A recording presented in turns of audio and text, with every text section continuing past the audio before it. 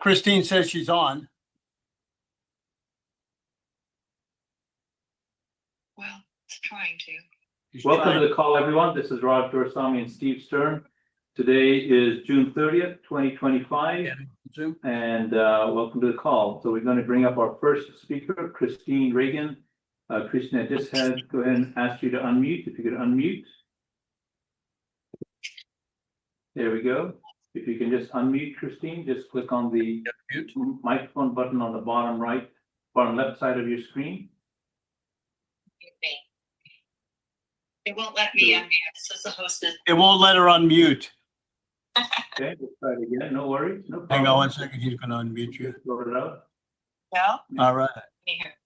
Okay, there you go, Christine. All right. You're on. Welcome, Christine. So you can start speaking, Christine. Thank you. Yes.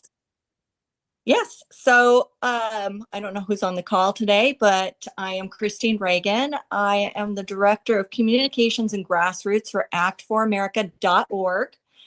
And we have 5 million members nationwide that follow us through email, through our Substack, through all the social media platforms.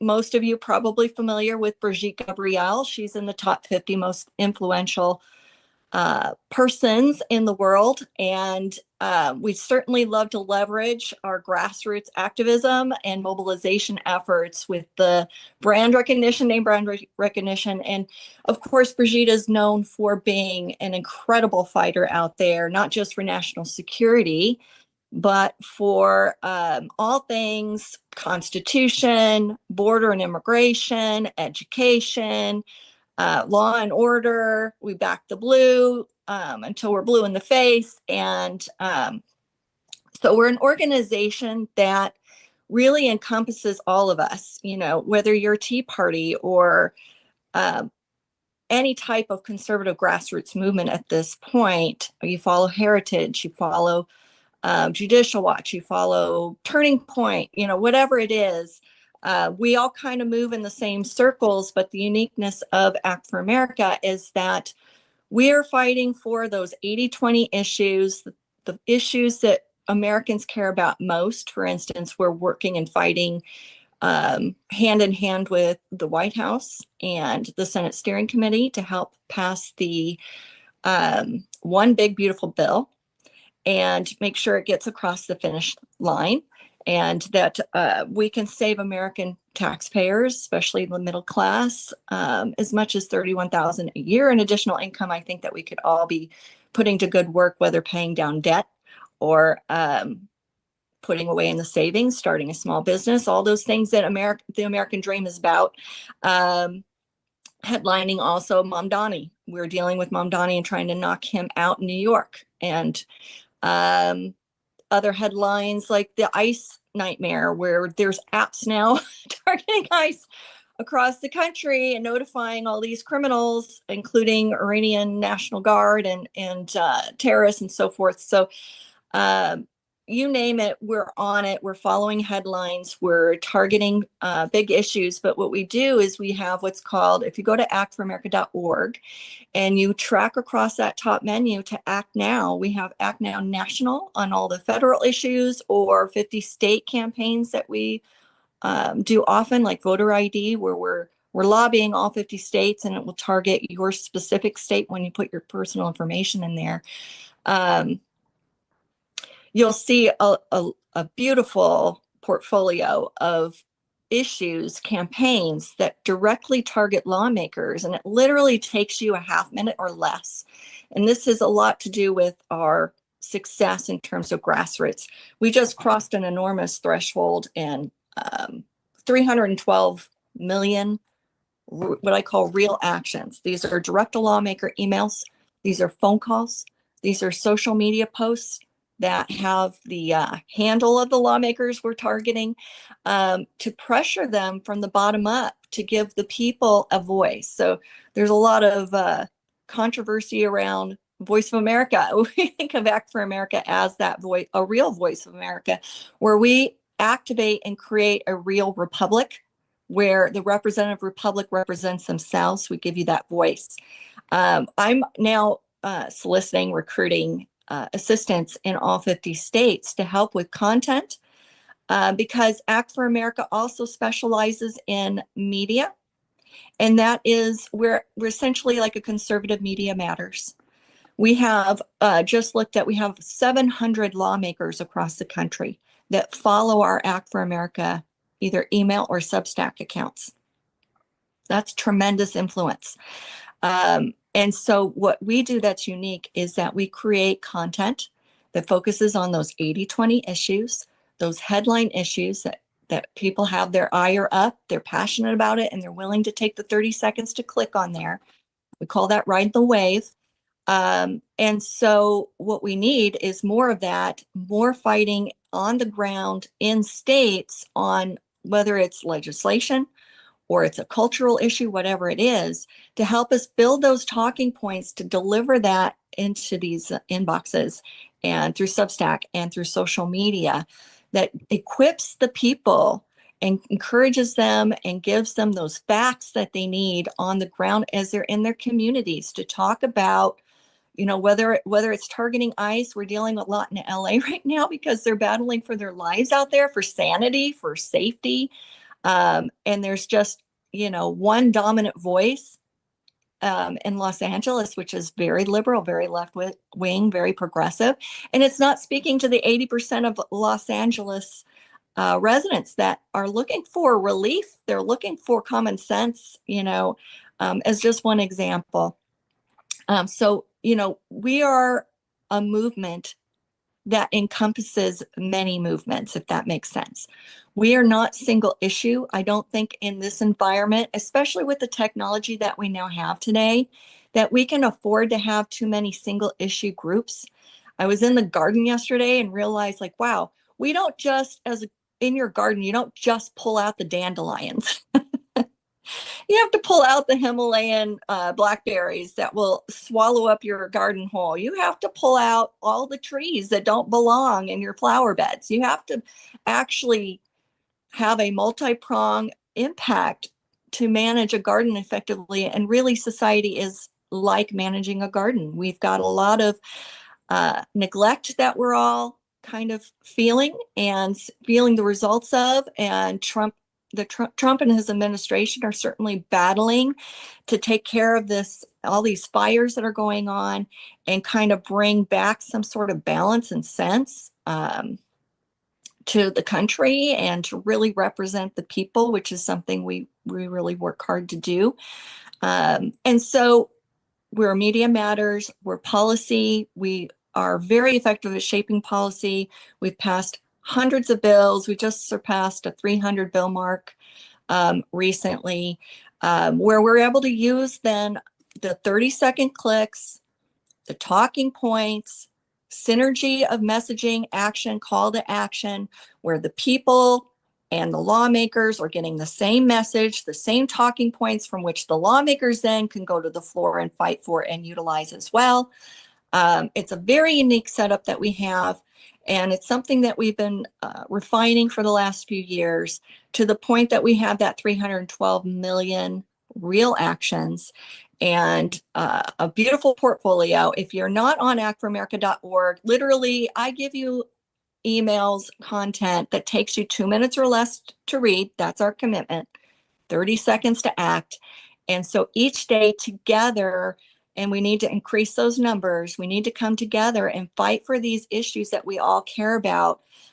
Meanwhile, dedicating yourself to all your local movement efforts, to preparing for midterms and all those other things. But Act for America is a beautiful complement to especially those that are already, you know, moving in that direction.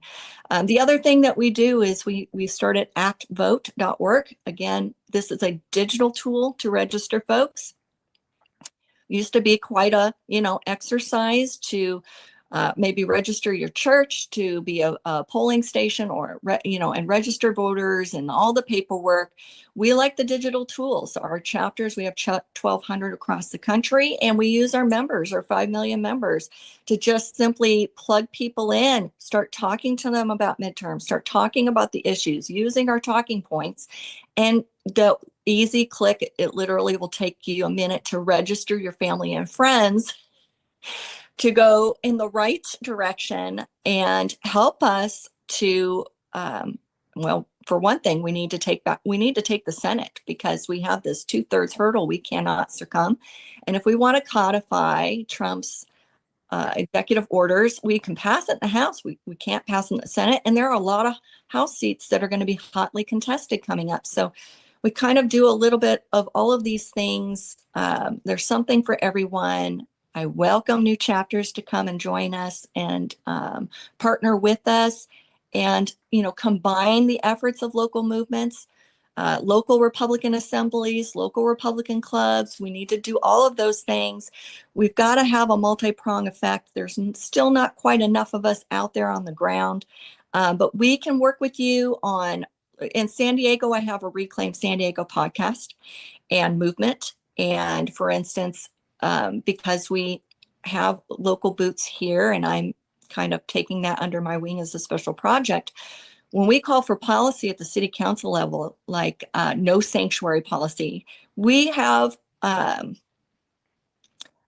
around 40 different council chambers across the county, but we created a campaign that calls for that policy change at every city council within the county.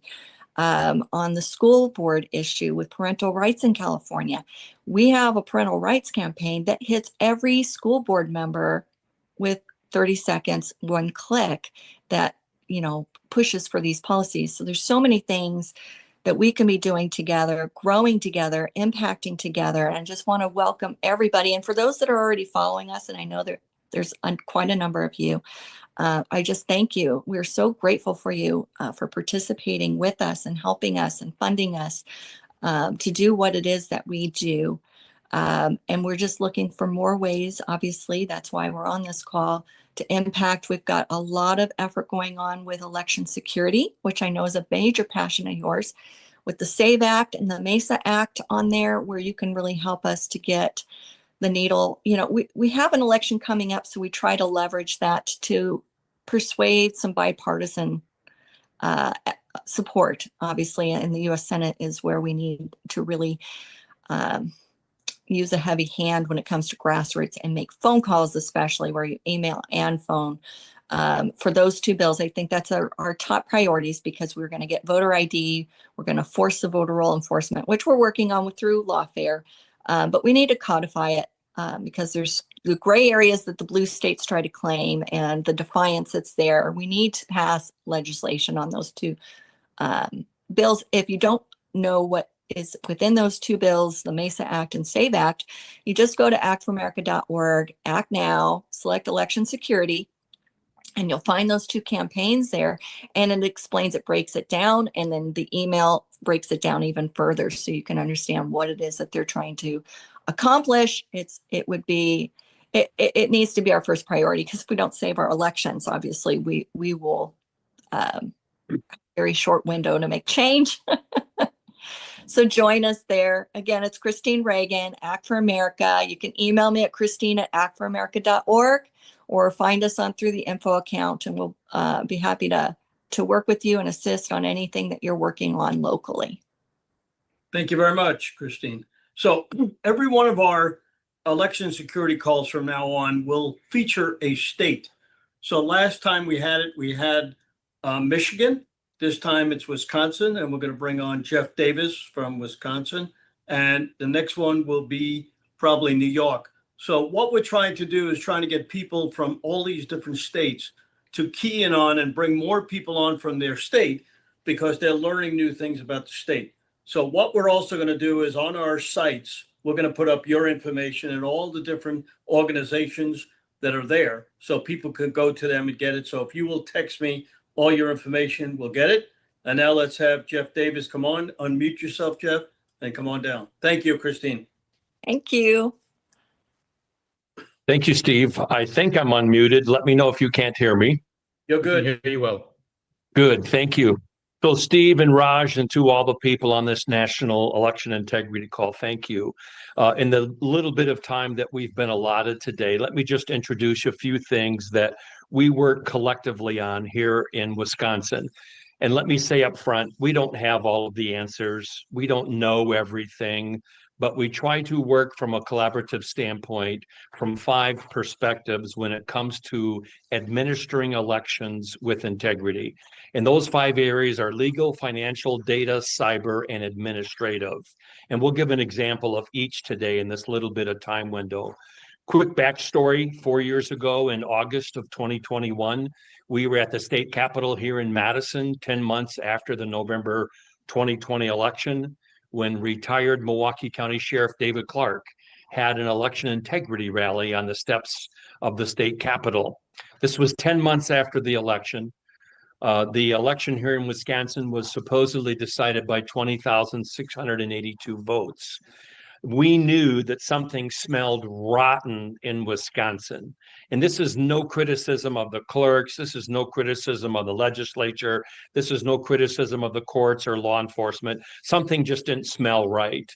And so what we did after that election integrity rally is we pulled together a statewide ad hoc committee specifically focused on election integrity. And those 5 areas that we looked at, we went out and we found professionals in each one of those 5 areas. Those 5 areas being cyber, which would be the electronic voting machines, data, the WISVOTE database, the finances, the legal perspective, and in the administrative perspective. What we did is we built out a 72 county resolution where all of the county parties could support what we were doing through the Republican Party. They were extremely helpful, extremely supportive. Then we put together an ad hoc committee of 20 to 25 people that's on a constant floating basis where people are coming and going in those 5 areas of specialties. And then what we did is we built an email database, an encrypted email database to give people hope and encouragement that something would be done in Wisconsin from these 5 perspectives. What can we do legislatively? What can we do through law enforcement? What can we do through the legal system? How can we lobby? And then what does that look like logistically? The 5 different areas that we looked at, cyber, data, financial, legal, and administrative, came down to these 5 things.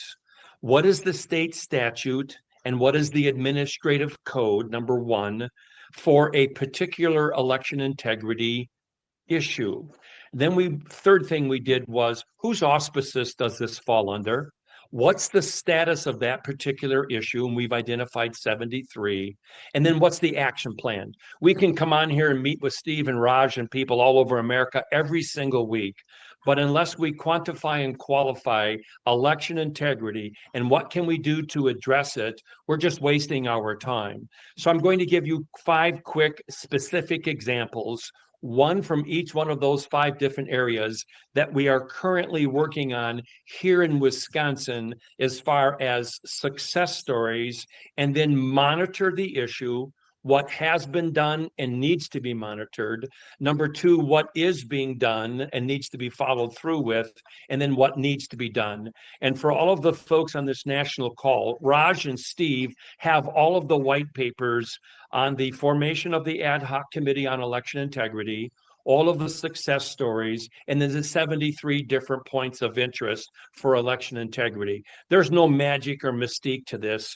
All 50 states can do what we do, and you have our permission to copy and model all of this in your particular state. Because as we found out in Wisconsin, it doesn't make any difference unless we quantify and qualify, address the issue, and then follow through with it.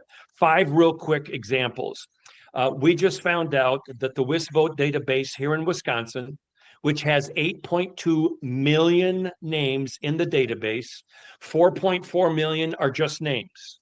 They're not eligible, they're not registered, they're not electors. They're just an extra 4.4 million names floating around in the WISVOTE database.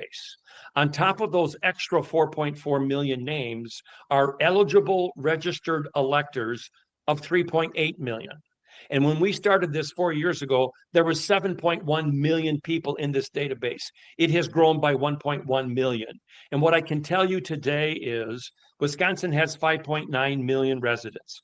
4.6 are over the age of 18, and 3.8 of the 4.6 are registered in the database. I can't give the particulars because this is an ongoing investigation, but our database has been turned over to the proper federal authority for inspection because it's not in compliance with HAVA and Title III. And when we can, Steve and Raj, and to the folks all over America watching this today, we will share more information. That's the data component of the 5 areas that we work on. Number 2, we just received a letter from Harmeet Dillon. She is the Civil Rights DOJ Assistant Attorney General. This lady is unbelievable. Most of you know who she is from California. President Trump and Pam Bondi have brought her on to the DOJ. She just sent Wisconsin's election administrator and the commission a very tersely worded letter 2 weeks ago. This falls into the legal department.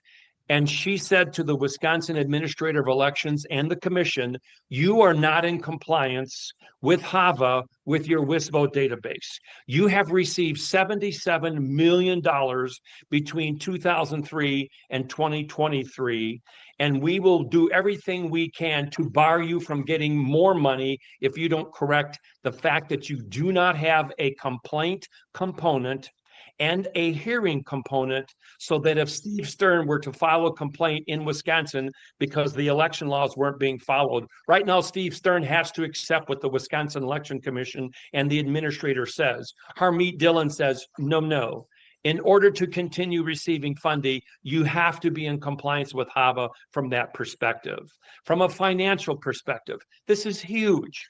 Congressman style here in Wisconsin, we have 6 Republicans and 2 Democrats for our 8 congressional representatives. Congressman style, a year ago in August, through us helping him bring to his attention the fraud, the money laundering financial scheme of the Democrat Party through Act Blue that resulted in 7 of their top leaders resigning from the organization. They're now being subpoenaed by Representative Comer and Representative Style to come in and give an accounting because they were accepting gift cards, they were accepting credit cards that did not have the CVC code on the back. This is a total fraud, and thanks to Congressman Style from Wisconsin and Representative Comer, they're getting to the bottom of this, and we will stop the billions and billions of dollars that have poisoned our election systems all across America. Another one is the cyber component. This is huge here in Wisconsin. Wisconsin has 1,852 communities, towns, villages, and cities. We found out on May 27th that the Wisconsin election administrator and the commission of 6 members, 3 Democrats, 3 Republicans, dismissed all Democrat complaints saying that all Wisconsin communities have to use electronic voting systems. They said, no, your complaints are without merit, they're dismissed, and any community in Wisconsin under the population of 7,500 people can vote to get rid of electronic voting machines and go to paper ballots and hand counts. That, as Steve Stern would say, that is huge when it comes to election integrity. And then the final one is the administration. And the Wisconsin Supreme Court just last week, made up of 4 liberals and 3 conservatives, just last week, a 7-0 vote said that they were not going to accept the Democrats. This would be Mark Elias, Norm Risen, you name it, the liberal big Democrats. The Wisconsin Liberal Supreme Court voted 7-0 to dismiss and not take the Democrat lawsuit that said we're going to redraw all Wisconsin congressional maps so that the Democrats can have at least 4 representatives instead of 2, and the Republicans would go from 6 to 4 under these new maps.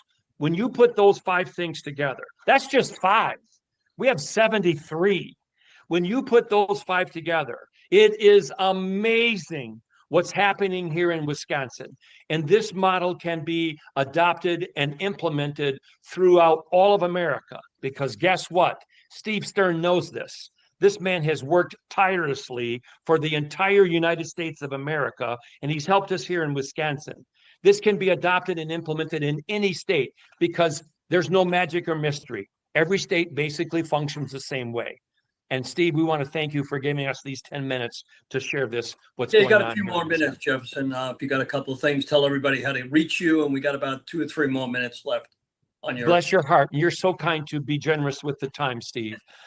We purposely do not have a website. We don't want to be chasing trolls and, answering people, but we do have an email address, and I'll give that to you now. It's Davis, D-A-V-I-S, for president, all lowercase, no hyphens, no periods, Davis for president at protonmail.com. It's an encrypted email database. If folks want my information, email us and we'll get that to you. I also feel comfortable giving you my cell phone number, 262-470-0893. That's how you can get in touch with us. We're not a nonprofit organization. We're volunteers. We work under the radar screen from those perspectives. And Steve, you're very generous and very kind to have us on your program today. Can you put that in the chat? Yes, I can. And my dear wife will help me figure that out. There you go. All right. Well, thank you very much for coming on, and we'll get you on again. You get a lot of information. Thank you for all the phone numbers and everything you've given me and taking the time to work with me. Next Thanks, on, Steve. we have, you got Kim Hermance from Project Civica in New York. And that's a tremendous organization. And I think everybody should follow this. Steve Gillen started this a number of years ago and is really coming along. Kim, can you unmute? Go ahead, Kim. Go ahead and hit the unmute button. Yeah, There you I'm go. Good. unmuted. All Yeah, right, Kim, hi. we can see and hear you. Great, perfect. So my name is Kim Hermance. I'm the president and co-director of Project Civica. We are a New York-based civic action 501c4 nonprofit. Our efforts focus on education, advocacy, and collaboration in New York State. If you can go to projectcivica.org to find out more about our initiatives, because obviously in this short amount of time, I don't have the time to tell you about everything we're up to. But we have had a busy winter into spring. Steve Gillen, who is our political affairs director, started the year off with a forum in person and in Zoom on Long Island, talking about precinct strategy, which we actually call committee strategy in New York because New York doesn't have precincts. So it gets a little confusing. I know when I first heard about precinct strategy, I had trouble with that idea with New York because there's no such thing as precincts here. So we call it committee strategy, but it's basically precinct strategy. And that's grassroots, ground up efforts, slogging it out, if you will, locally, and trying to recruit people to represent their election districts, their neighborhoods. So we started out with like I said, a forum, and then Steve Gillen and several others did a lot of education in the areas of New York where they were going to be carrying petitions. So he went to numerous meetings. And the clubs basically just took over from there.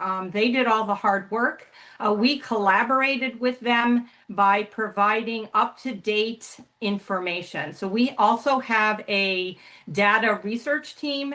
We collect the voter rolls from New York State called Nice Voter every month. And so we were able to give many of the clubs and the people trying to carry petitions up-to-date, accurate information on recent Republican voters, which was really key for them. I want to read a report that I got from one of the clubs that we were working with, and I'm just going to read what she sent me so that I can get all the names and credit correct.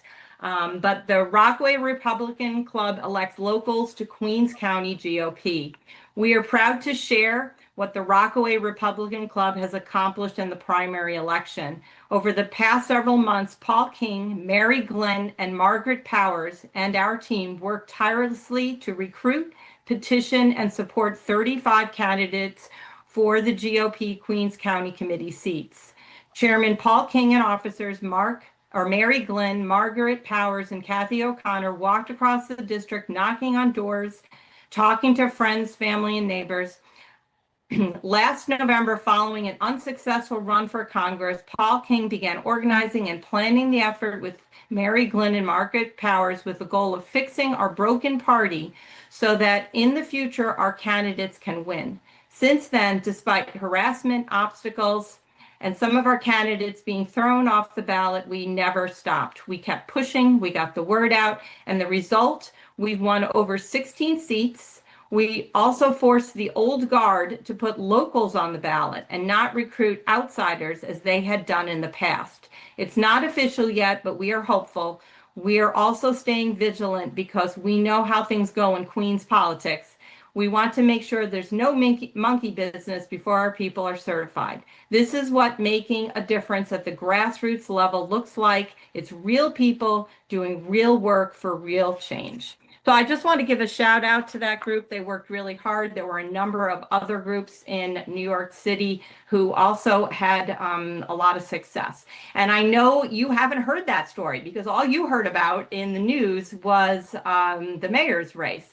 I want to point out to people that in New York State, as in some other blue states that I'm aware of, the Democrats are, definitely in control, but the number 2 voting block is what we call blanks in New York State because they're unaffiliated, but basically independents, people who are leaving what we believe from what we can see in the data, the Democrat Party in droves. So there is hope in New York City.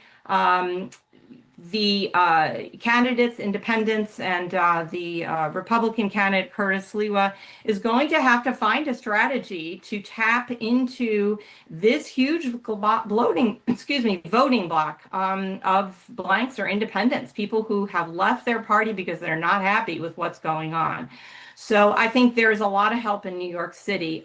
In addition to the work we're doing in New York City, as I mentioned, we have a strong data research team who is doing some incredible work. And I'm going to give you a sneak preview of some of the research that is about to come out in our report. Some of this was also a result of collaboration with other states. So we are working with New Jersey. There's an election integrity team out of New Jersey that we have worked closely with to find, to work on some of this data as well. But we have a great team working really hard. So some of the figures that we've come up with, that we've discovered as we were comparing voter rolls month to month over the last 6 months, there are currently 103,000 registered voters in multiple New York counties, which is a problem.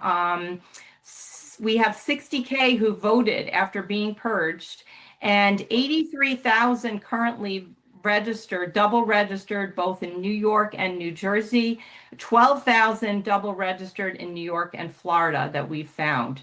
26K have no address. And the big one in my mind is that we have 1.9 million people on the voter rolls active, what we call active inactives, who have never voted in the last 2 federal elections, which is a big problem. So we're about to come out with a report with some of the findings we've had in the last 6 months. And we hopefully can get on another call and talk more about that. Election integrity is key. You can't trust, if you can't trust the outcomes that you're seeing in our elections, it just causes, problems. One of the biggest problems New York has is people are so fed up that they're not voting. And so while in the short term, highlighting some of the problems in the elections, kind of leads to that idea of, insecurity, but we have to bring out the problems. We have to bring the problems out. We have to solve them. We have to fix the system. And for New York, that also involves effort in advocacy. So we have worked really hard in Albany, somewhat unsuccessfully this year, but it was kind of our first go round at it. So we've been working towards trying to prevent New York from joining ERIC. It's great that New York wants to clean up its voter rolls, but we don't want them to join ERIC's system. So we're still working on that aspect. We're also advocating for some bills that, was not so successful. But like I said, it's our first go round at it. We're a new organization. So lots of hope with New York. We are really emphasizing collaboration with other grassroots groups out there.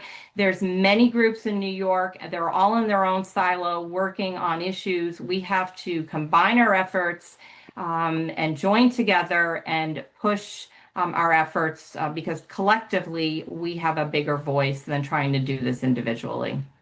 So again, just highlighting some of the things we've got going on. You can go to projectcivica.org and find out more. I don't know how much time I have left. We're big on education. 1 minute. Okay. We're big on education too. We just hosted an event here in Western New York where I am, where we had 3 voices locally who are just freedom fighters, really brave people speaking. And we just hosted, a great event. We hope to have that recording out there. So hopefully y'all, can jump in and listen to that. And just a lot of good things happening in New York, even though what you're seeing on the news is kind of negative right now. So things are in play, things are shifting, and the demographics in terms of political numbers are definitely shifting in New York. So don't count out New York. Thank you very much. We had an emergency with Julie Seegers, and we're lucky enough to have a real superstar on who never comes on, but he's substituting Peter Bernegger. We're so happy to have you. Come on down. I know you're just in court coming out, so go ahead, Peter. Yeah, we had some big wins this morning in court, but if you might want to get a pen and paper handy for later for some of the things I'm going to be disclosing. First off, on the Smurfing, our Wisconsin team, which is Julie Seegers, who couldn't be with us today, and Keith Schneider and Greg Senstrom, we found 610 million campaign finance transactions are being hidden by the Federal Election Commission. That totals over $10 billion. You can read more about it on my tweet of June 27th. And my Twitter is just my name, @Peter Bernegger. I did follow up and send a detailed letter with all the numbers and how we found it, et cetera, to U.S. Congressman Brian Stiles, because he's the one who heads up the committee that oversees the FEC. And he is taking some action. Now, they just recently, if you know or not, sent out 2 subpoenas to Act Blue employees to take their testimony. That's going to be happening. Also announcing my complaint to the FEC. Again, it's a group effort. It's not just me. About U.S. Senator Tammy Baldwin has been accepted, and it has been sent on to Tammy Baldwin, and she and her attorneys are responding. And if I remember my numbers right, it's over $38 million that I complained to her on. It's going to exceed 50 million easy. So, but I want to clarify also that the rhinos are smurfing also. So my next complaint, at least I have lined up right now, is going to be, I'm going to be filing on Lindsey Graham. And after that, I'm going to file on Tom Cotton. And remember, smurfing is, if you don't know, is criminally money laundering into a political campaign. And we've caught them. It's exceeding, out of the 535 senators and congressmen, you probably got 530 that are doing it. And a lot of the money was coming from the U.S. Treasury, along with foreign sources, some corrupt billionaires like Reid Hoffman. But especially troubling where they're stealing our money from the U.S. Treasury that would go to the NGOs and or nonprofits, and then get filtered down into the campaigns through dark money PACs and other ways, including smurfing. Now, some bigger news is on the ES&S voting system. So if you have any of those in your state, I have a lawsuit against the county clerk of Outagamie County. It's been going on for 2.5 years. And through discovery and sworn depositions, this is basically what is happening. And this is important because it's happening in other states, as Leah Hoops has found out in Pennsylvania after she read my tweet about it, is that ES&S submits an application to be certified. And I'm talking to the Wisconsin Election Commission. Typically, it's going to happen besides the feds. They're going to do it to your Secretary of State. They're going to review the application, look at the voting system, kick the tires, and they're going to vote whether to approve it or not approve it. So what they did is ES&S submits their applications to Wisconsin as a real example, and the Election Commission functionally tests the ES&S voting system. They write a 57-page memo, which I have, and they submit it for the 6 commissioners to take a vote. And what's lacking in that application and the staff memo to the commissioners who do the vote was the Cradle Point router and the CrowdStrike Falcon software. Now, I've learned that the CrowdStrike Falcon software has been replacing Albert sensors.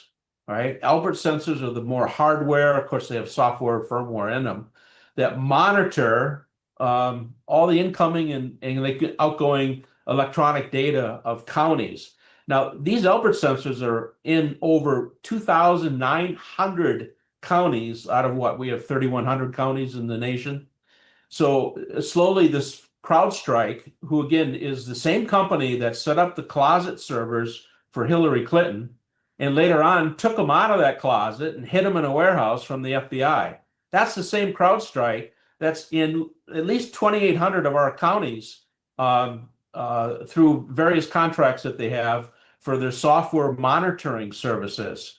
And lo and behold, what I found out is they're connected to the FBI.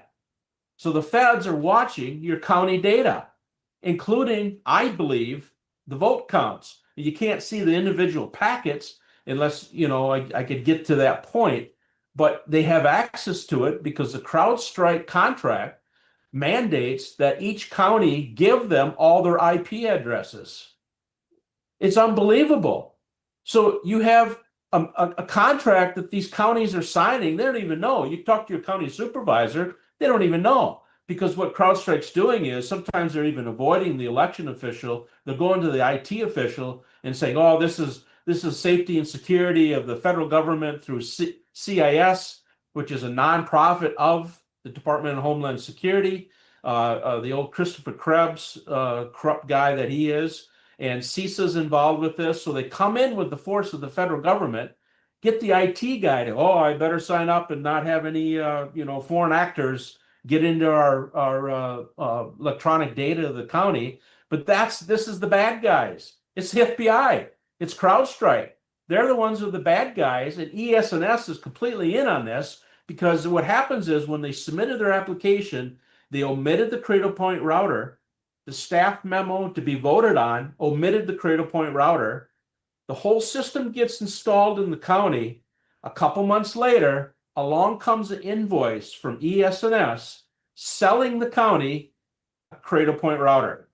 So ES&S knows that they're going around the certification process by pulling out the Cradle Point router, which Patrick Byrne and I agree that I've got the bills of lading. The Cradle Point routers are being made in a plant in China about an hour south of Beijing or southwest of Beijing.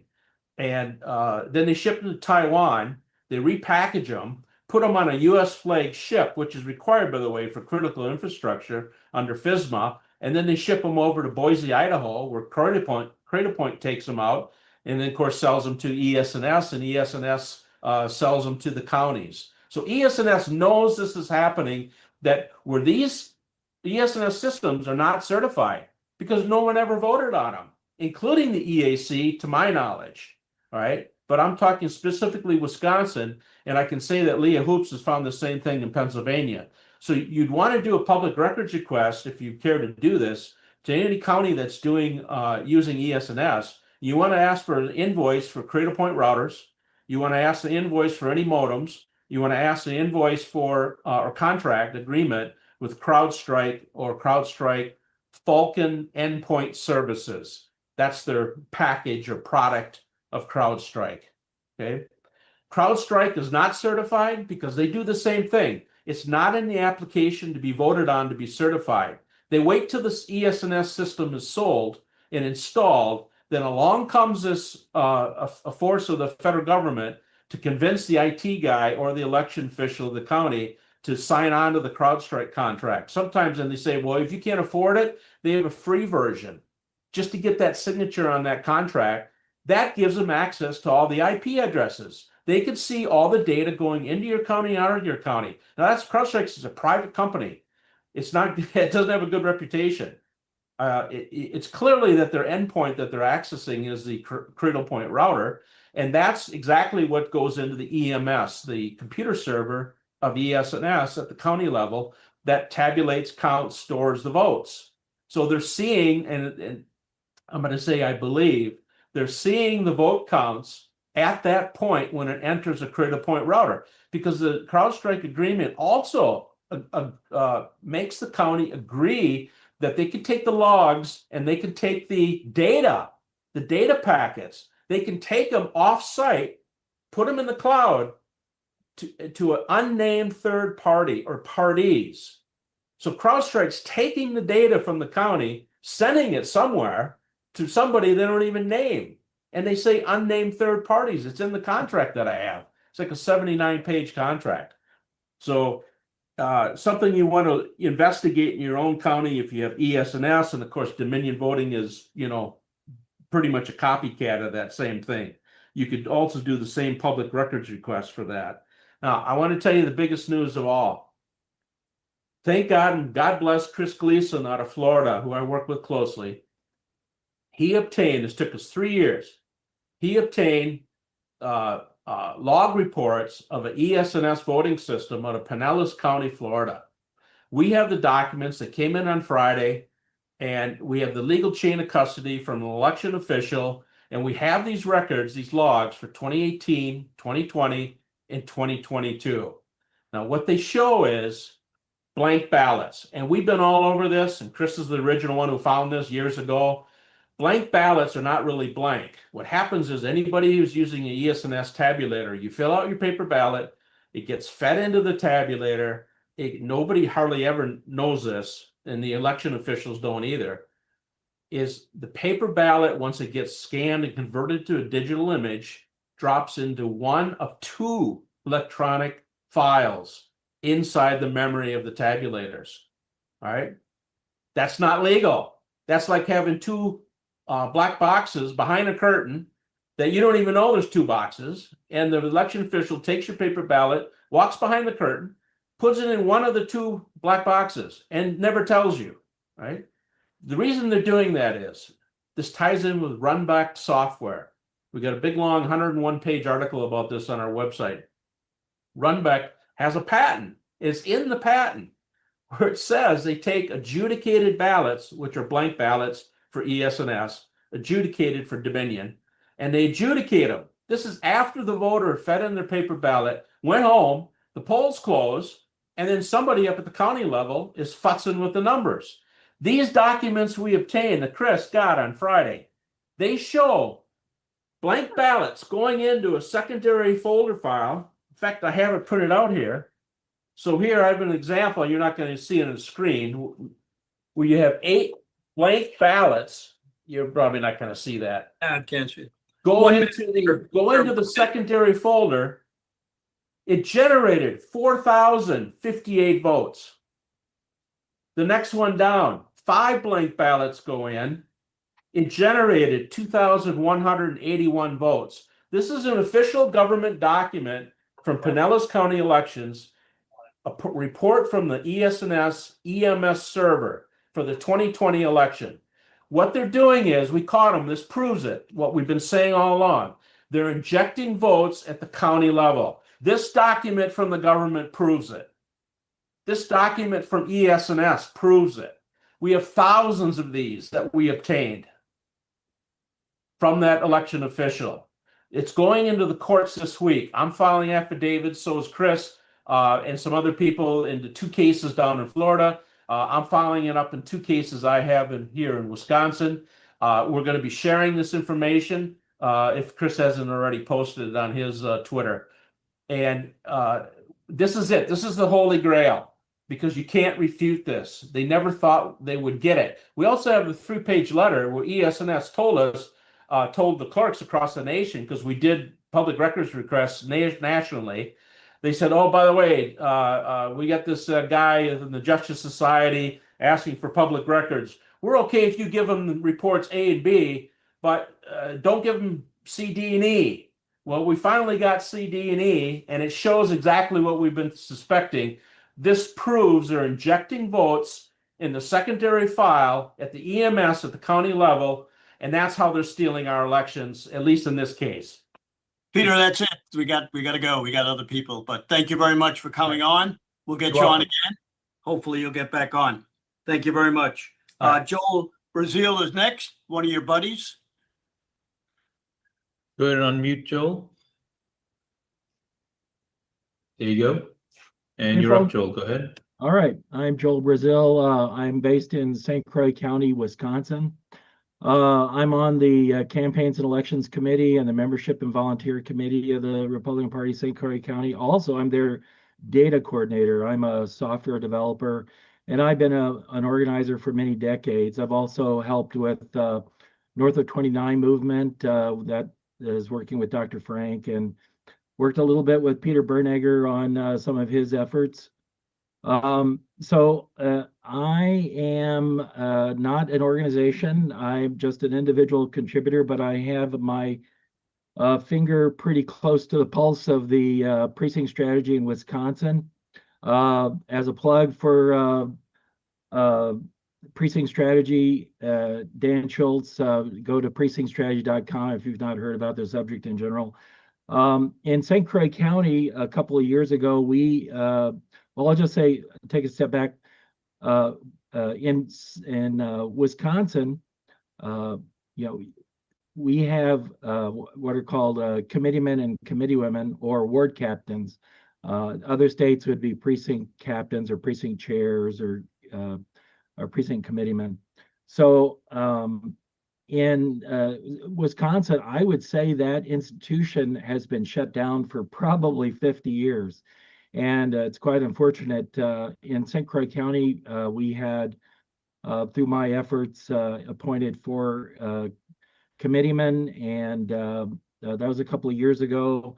I learned a lot from that process, but at this point in time, there's no effort centrally at the Republican Party of Wisconsin level to have committeemen or ward captains, but they do have a program called community captains, and I'd say that is something, but I'd like to it's not an always up affair. It's only really up during campaign season. I'm definitely for committeemen and ward captains being year round up and running. So in St. Croix County, we have another cycle going on here, and at this point we're using a vendor called Surus, S-U-R-U-S. They've been in Illinois, they're in Michigan, and they have a program that they offer as a vendor to the various county organizations. And so we've signed up for them, and they have a program called Battle Program. And that's actually now been deployed in Brown County and St. Croix County, and it will probably spread out to another few. They are a vendor in Dane and Waukesha counties. The idea is that they started out in Illinois, and Battle Program basically is there to go after the moderate to low propensity Republican voters and just get them to, it's a get out the vote effort. Now, I look at this as a useful exercise because the first time around, it was very difficult to get even committeemen going. And if there's a lot of enthusiasm with regards to Sirius, Wisconsin, let's go ahead and get it going. And then it starts out with ward captains. And on top of that, we can have a committeeman at a later date. Now, in Milwaukee County, they have a branch system. They have decommissioned their 6 branches and have created city level branches or municipal branches. There are 19 municipalities. My understanding is they've had a chair for each municipality, and they're going to have ward captains underneath those chairs. I am not monitoring it, so I'll be listening to the grapevine to see how that's going, but that's a fairly recent development. In Brown County, for their Sirius, Wisconsin, I can also say that they did have an organizational meeting in late May. They have 25 ward captains, and I believe they want to probably triple that number to fully cover that county. That county is Green Bay. And finally, in Jackson County, they a couple of weeks ago, what they ended up doing is taking their members at large on their board, and they have now substituted them with committeemen. And so they're working from committeemen and getting those populated in the county. Committeemen, in a sense, are like ward captains, except they're a level above. The ward captains deal with the wards, and then the committeemen coordinate the efforts of ward captains. My experience from St. Croix County was that I started out with committeemen, and they were expected to appoint ward captains, and it didn't seem to happen. So I think it's better to start with ward captains. Wards are the equivalent of precincts in other states, or committees in other states, I suppose, in New York. So in Jackson County, they're starting out with committeemen and working down. So, but in case, I will recommend they look at ward captains really soon. Yeah, in Wisconsin, we have a complicated kind of a situation. We have a statutory organization, and that's where the committeemen exist. And then the Republican Party of Wisconsin has a membership-oriented organization, and that's what we're working with today. So in case, I'm trying to influence the Republican Party of Wisconsin to adopt ward captains and always up paradigm, so that we'll also be able to work on cleaning the voter rolls. I'm going to push that effort.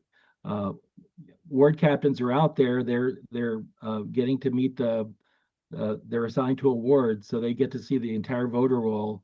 They get to go to every door if they want, and make sure that the voter roll matches who's there. So I expect once we start getting this going, we'll be able to start putting in complaints about various issues we find in the voter rolls.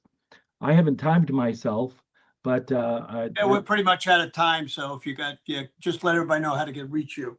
Okay, what I'll do is I'll go ahead and post my contact information in the chat, and I'll you can go ahead and get me that way. I'll get that there in a few moments. Okay. Terrific. Thank you very much. Hubree Cambell, you're down.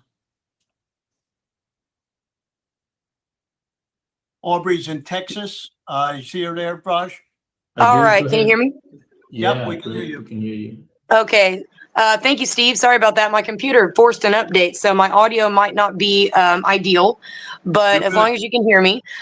So, guys, I have an executive order related to the cleaning of the voter rolls, and it's highlighting the only legal mechanism that we have in place. Sorry about that. The only legal mechanism that we have in place to actually remove outdated or suspect registrations, and it's in the National Voter Registration Act. It's actually in Section 8. So my executive order is a 4-part executive order.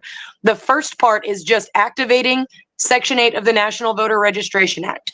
And if you read my executive order, which is at tbtr.us and takingbacktexas.org, it should be on both of my Substacks are right there on the homepage, and they're on my Substacks. tbtr.us is the most updated work group that we've got going, but the executive order does call for the activation of Section 8 of the National Voter Registration Act, which all states are already prepared to activate. They all have the forms designed and in compliance already with the NVRA. The second part of my executive order is calling for, and this may take an act of Congress, but it's calling for the creation of a national active voter database, not a national voter registration database, a national active voter database that the states could contribute to upon the activation of Section 8 of the National Voter Registration Act. The third part of my executive order is calling for basically the banning of NGOs from registering people. It's a reversal of one of Biden's executive orders. It's like 14109 or something like that. It's in my executive order where Biden had authorized NGOs and a lot of affiliate organizations to register people, and it's kind of added to the chaos. So in my executive order, I'm asking for Trump to recall that and say, no, NGOs and their affiliate organizations cannot register people. Only officially deputized entities from the county can do it. And I'm talking like you're going to need to be an employee or just a volunteer. It can't be like NGOs out there hosting registration drives where there's no official person from the county present where people are being registered. Okay. So we're calling to ban NGOs from voting so that we can have a more uniform method of people being registered. A little bit more checks and balances, a little bit more accountability. And I want to remind people, NGOs are not necessarily subject to FOIAs or Public Information Acts. Sometimes they are if they're in contract with the government. Sometimes they are, but oftentimes we find that they're not. So we want them banned from registering people. The fourth part of my executive order outlines the use of provisional ballots, and that we need to mandate those for everybody who's either not registered or who does not have a photo ID. The law says, related to provisional ballots, this is federal law, says that if you're either not registered, you don't appear on the poll book, or if your identity is called into question by an election official, that's a clerk or a judge who's trying to check you in. If they cannot tell who you are, you're walking in, you're saying I'm this person, but you have no photo ID. You could be bringing in your dead uncle's bill and saying I'm this person and voting for them. If you're not on that registration book and or you don't have an ID and your identity cannot be verified, you need to vote provisional. And a provisional vote is not a punishment. It's actually an opportunity, and it needs to be treated that way. Prior to the Help America Vote Act, you could just deny people their right to vote. You can no longer do that, but that doesn't mean that everybody gets a regular ballot and everybody is just accepted as a voter. That's not what that means. Provisional ballots are an opportunity for voters to still cast a ballot if there's a mistake with their registration. Like, don't put it past the county to mess up putting in your registration. Don't put it past them. That's very likely to happen. In fact, we see them putting in registrations late all the time. So if the county messes up your registration, you can still vote provisionally. We're just going to make sure that you're eligible, and then we'll count it. Okay. Same with if you don't have a photo ID, you'll vote provisional, but if you can verify your ID in some other way, with the county, then they'll count your ballot. Okay. So provisional ballots are a fail-safe that will allow people to still cast a ballot, even if they're improperly registered or unable to identify themselves, but they are eligible. But it's also a little catch to make sure that not everybody and their dog is able to just come in and cast a regular ballot. So those are the 4 parts of my executive order. This is what I believe is the only mechanism that we have to begin cleaning up registrations without being sued into oblivion, because this is already federal law. And I do believe that this will allow us to create the National Active Voter Database that will help us track active voters across state lines. Because right now, doesn't seem like anyone's really able to do that. At least not on our team. Maybe on the bad guys' side, they're able to do that. But on our side, we need to actually start maintaining that. So if you'll check out my executive order, you can read it at tbtr.us and at The recording has takingbacktexas.org. stopped. And please get that out to anybody that you guys know in the Trump administration. I believe it has been delivered to a few people in the White House, but I would like for this executive order to get as much attention and as much feedback as well. You should be able to leave comments on it. I share it out on X. I share it on Telegram. If you have any comments, you can also email me through my websites. takingtxback@gmail.com is my email. takingtxback@gmail.com. If y'all have any questions or commentary on the executive order, please let me know. And please share it out if you would. Be a great help. And thank you so much, Steve, for doing this. I really appreciate you. Okay, thank you very much. Raj, you're up. Excellent. So thank you very much for being on this call. I love your As you have t-shirt. heard- You love my t-shirt. Thank you. Thank you. It's a reclaim campaign. And for those of you who've been on these calls before, you're aware of this project. And to just refresh you and kind of give you an update of what's been happening since the last time we spoke, I'm going to play this short video here for you. Here we go.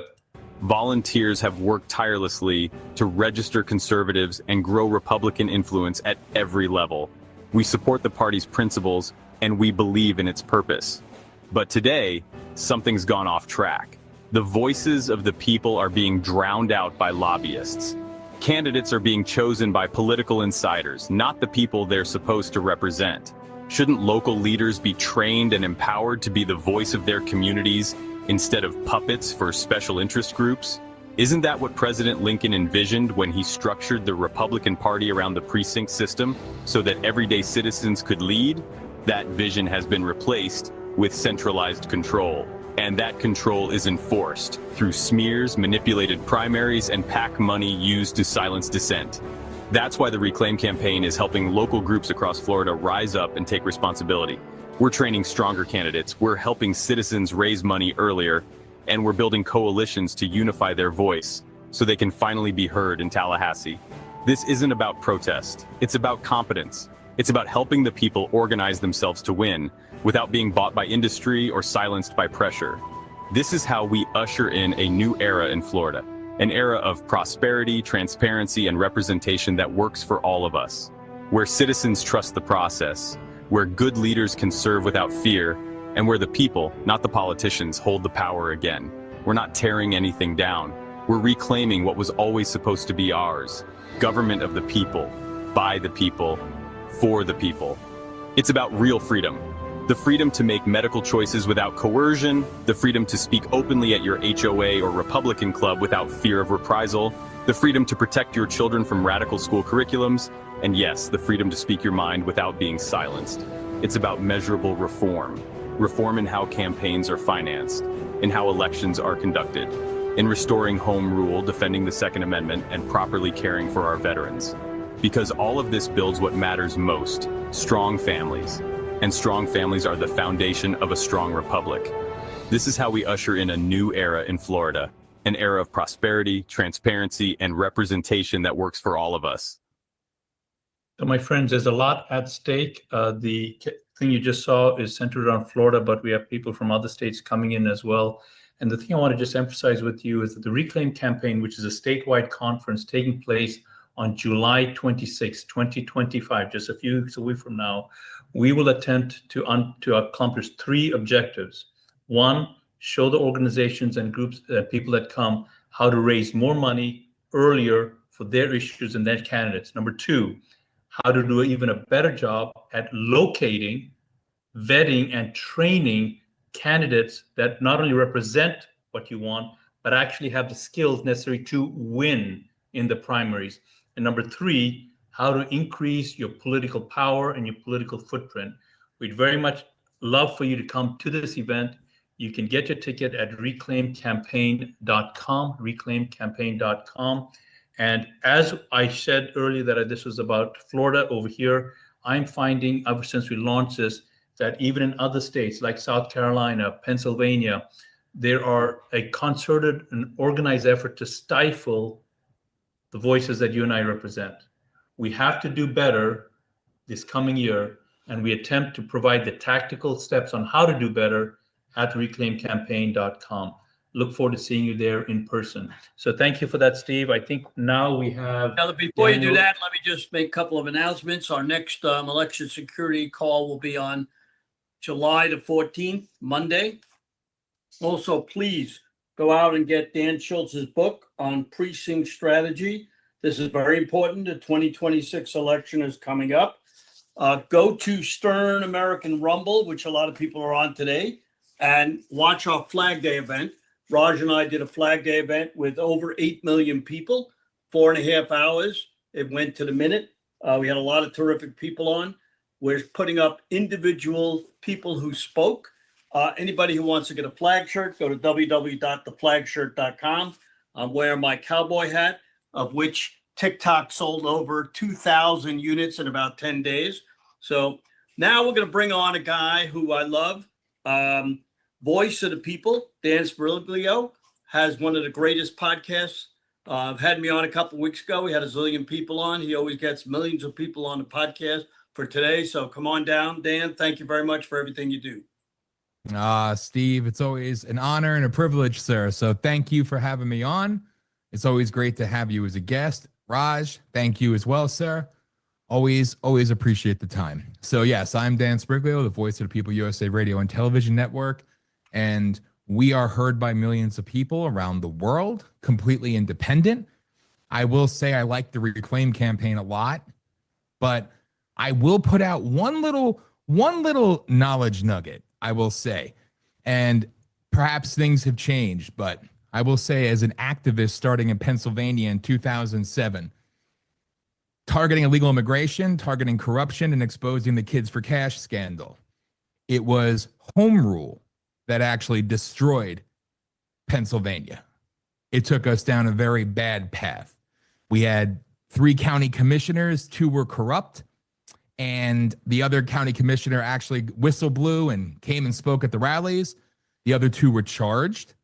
And the idea to fix the problem with 3 was bring in home rule, which then went from 3 county commissioners to 13, who then elected how long they could stay in office, how much money they make, and then municipalities lost their own sovereignty to the county commission, and therein lies the problem with Northeast Pennsylvania and kind of Pennsylvania as a whole, as I've seen.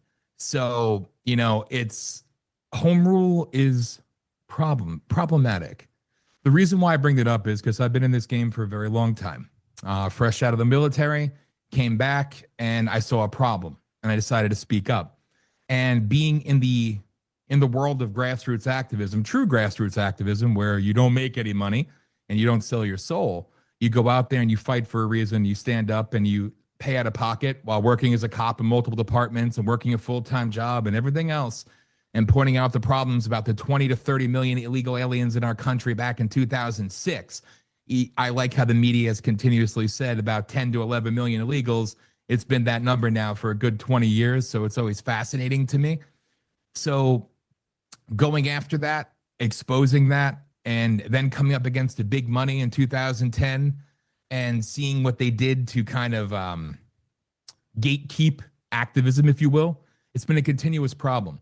But I learned firsthand that being a nobody, which always kind of aggravated the media, when they would attack me, I was on Real Radio in 2007, and I did not like censorship, so I said, I'm going to go online. And I went online, and that wasn't very popular back then. But I saw a problem, and I wanted to create a solution. I wanted to build an independent media platform and do it the right way. And the right way means hardships, means struggle, and lots of money spent, especially when you have no backers, no financiers, but also at the same time, the beauty of it is you have nobody telling you how you should or shouldn't do things, and you're beholden to nobody other than integrity, one guiding principle, if you will. And that's what we've built. We've built something that has taken us almost 20 years, and it was honestly meeting my wife. I have the face for radio, in case you can't tell. But she decided that we got to modernize a little bit. And we have. And now we're heard by millions. It's a proprietary method that we created. Well, somebody smarter than me created a way for us to get our audio stream out there. And now we've been advancing on the video side. And, you know, places like X, I know X is considered the home of free speech. X is terrible. If anything, now I pay for the privilege of being shadow banned, whereas at least before I didn't have to pay for it. These enterprises that are supposed to be here to give you a voice and everything else, it's 99% trash, always has been. A lot of these organizations out there that, you know, claim to be for the people and in the fight, it sounds good on TV. It sounds good during election cycles, but they gatekeep and they hurt those of us who are actually in the fight for the real reasons, and the people that are boots on the ground actually fighting for change, to clean the voter rolls, to target the corruption, to do everything that we need to do to take back this country and restore the republic, quite honestly. So, you know, a brief little tidbit, I decided that there was a problem where I now live in Maine, and I decided to be the first ever person to primary challenge Susan Collins. So I'm still a candidate for Senate, and all the people that like to do things online and say, we need to primary the rhinos, they don't mean it. They don't care. They want their millionaire figurehead, whatever, to come in and pretend to be something different. They don't care about regular people. They never have, they never will. They lie to people. And that's fine. We know this. I'm talking with a great group of people. And again, I'm always honored to broadcast these calls, and obviously at Trump International, again, to meet so many people in person. And a great friend of Steve's is one Mr. Chris Gleason, who we had on our show Politishock, which airs Thursday nights at 9 p.m. Eastern time. The levels of corruption we exposed here in Maine is beyond reproach. It is worse than anybody will ever realize, because the saying goes, who cares about Maine? Not many people do. And having learned quickly, the biggest problem I face is the Republican Party in Maine. The other side, we know what they are. They're lobotomized walking zombies, and they're fueled by hate and corruption. That's what they do. The worst part is the uniparty establishment, always has been. I am a Republican, but I hate the Republican Party with a passion. I think that they are, and that's not everywhere, obviously, but nobody has worked against me harder than the Republican Party to silence me and to give me no reach, no anything else, regardless of how you work. So what do you get in reward of that? What do you get? You lose your job after 6.5 years. You know, they took my job away from me because they didn't like the things I was involved in. It proved to be problematic, and they said I'm at will. So that was their excuse to get rid of me. So I've sacrificed before for this, and I'm not saying that to complain. I'm saying it because I understand what people go through. We all get it. It is a hard battle when you do it the right way and you're not independently wealthy, but claim to be grassroots because it sounds good and it looks good on a poster, a t-shirt. So what we've done and what we're about to launch is actually going to not just double now, actually quadruple our reach. So right now we're in 98 countries. We're heard of anywhere from 60 to 64 million people a month. Very soon, the next few weeks, and I will play something if permitted. It's about 2 minutes, and then I'll shut up and play that, and then I'll be done. But we are going to expand to the television side of things, and we're going to be reaching 192 countries total. We formed a partnership with another great organization, somebody who's been in the game as well for over 25 years. A great guy, retired military, and it's called Connect Your Community. And with that, we're going to have 2 independent 24/7 channels. And what we have is a legitimate network, and it's going to cater to all the people out there. And it's not just politics. Yes, politics will be the most sought after channel to begin with, because it's literally what we do. But we have veteran channels, veteran resources, education, seminars. We're going to have a very robust music channel. My wife is all over that one. She's a genius. But we're opening up to giving people the opportunity to go to something that is truly, uniquely independent and seen by millions. And we're going to be on Roku. We're on it now, but we're not broadcasting live yet. Roku, Fire TV, Android TV, obviously the apps, Apple Plus TV, and about 300 other places. So we are putting something out there uniquely different for people who are tired of being shadow banned, who are tired of chasing algorithms, desperately wanting a influencer to retweet them or acknowledge them. those days, honestly, for the real ones, they should be done. You know, and we need to separate ourselves and focus on the real people who actually have something to say. And Dan, that's why you want to put your video on? We only got 2 minutes left. Yep, that works. That's one way to shoot me up. I love you, Steve. Well, we got to give everybody equal time. That's quite all right, sir. So let's see if I could make this happen here. I can do You it. should have sharing enabled. Just click the share button and just make sure yes, you click the you've got share big audio. news. Yes, sir. All right. You think I'd be better at this by now, you know? All good. It's all good, man. It's all good.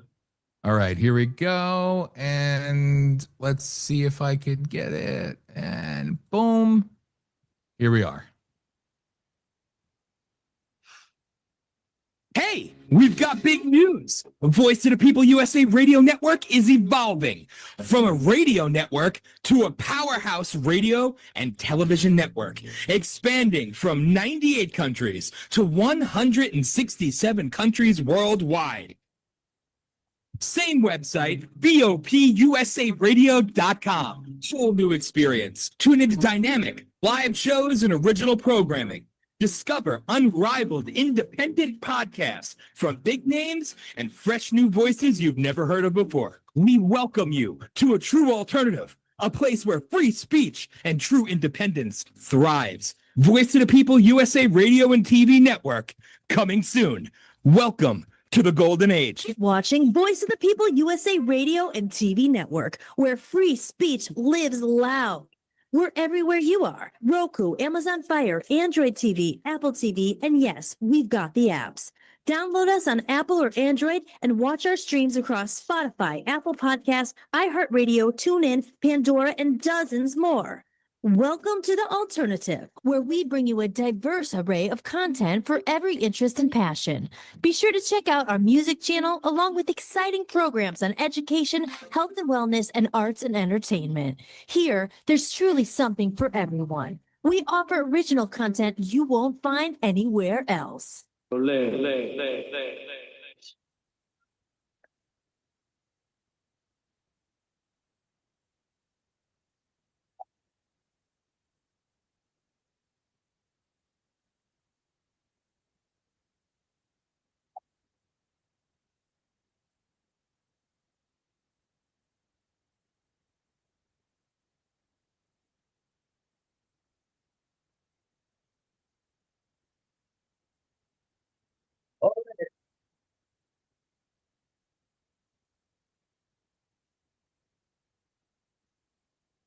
Voice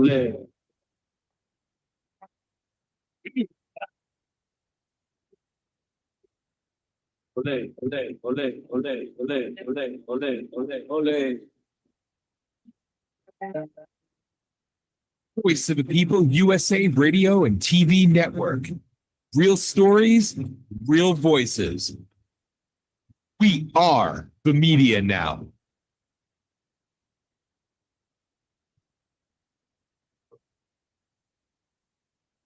Thank you very much, Dan. We appreciate it. You're always there for me, and that's sensational.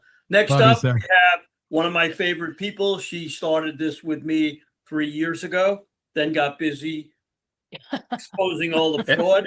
So Michele Swinick from SaveMyFreedom.us. We love you. Boy, you look how good you look. Yeah, What happened? it's amazing. See what happens when you stop investigating the elections because you've shown everything. You take your life back and you become healthy again because you get your brain on straight. So before we talk elections, Patriots, I can't express to you how important it is to let you know that you cannot fight for freedom if you are sick, tired, toxic, and broke.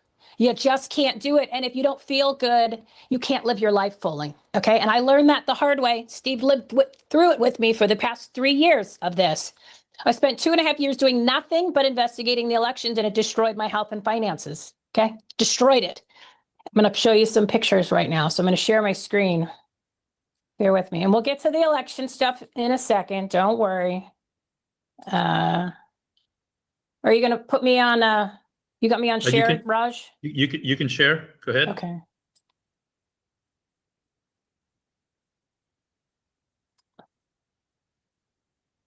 Okay, hang on. Can you guys see that?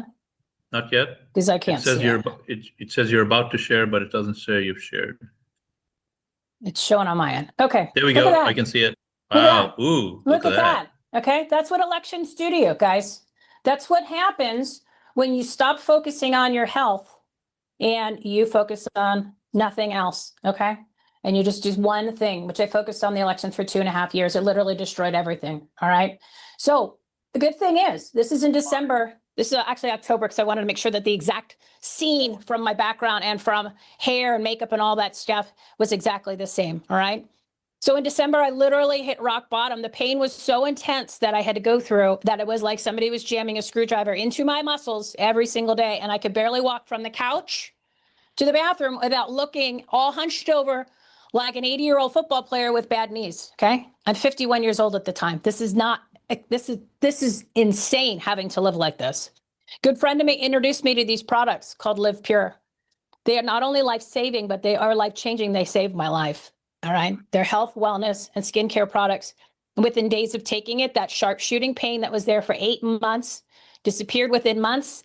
I was able to walk normal again. And now I can walk 10,000 miles a day, which I could never do before. Could never even barely get around the house. Nobody knew this, didn't broadcast it because I didn't know what to do. And I certainly wasn't going to go to the doctor to get on medication. So look at this. This is all the symptoms that are now gone. All of those things are what I was suffering because all I did was focus on investigating the elections and didn't take care of my health. Losing weight, eliminating pain, I'm better sleeping, more energy, inflammation reduction. You saw it in the pictures. And there was not a lot of exercise because I couldn't. That's 100% supplements, plant-based nutrition flooding through my body. Better focus, menopause helper. Menopause symptoms gone. No hot flashes, ladies. No mood issues, gone. All of it's gone. Better mood, better bowels. Oh yeah, I can poop because my mom died from colon cancer. I wish we knew about these products. She might still be around. Changes lives and making money. That's what we're focusing on, all right? This is the transformation that can happen. And I get upset when I talk about it because it's so powerful. And Steve, like I said, has lived through it with me for 2.5 years, almost 3. And because of this transformation, Steve and I have decided to partner with Live Pure now. And the Save My Freedom movement is on a mission to help 100,000 people reclaim their health, build residual income, and take back their futures, starting with just simple steps and a full team to support you. Okay? This is what it's all about.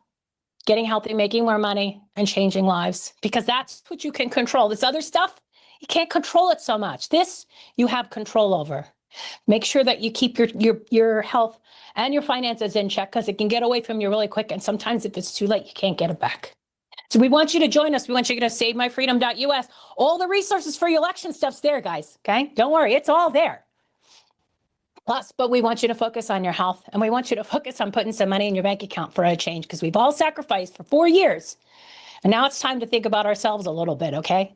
Because you deserve that. You earned it.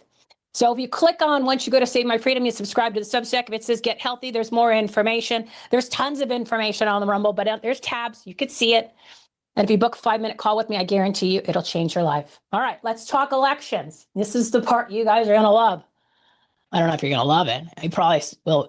The people that hate me will hate me more. The people that don't hate me will probably hate me. Guess what, guys? You don't have elections. You don't have real elections. You have non-existent elections. You have massive crime scenes with counties committing many federal and state felonies.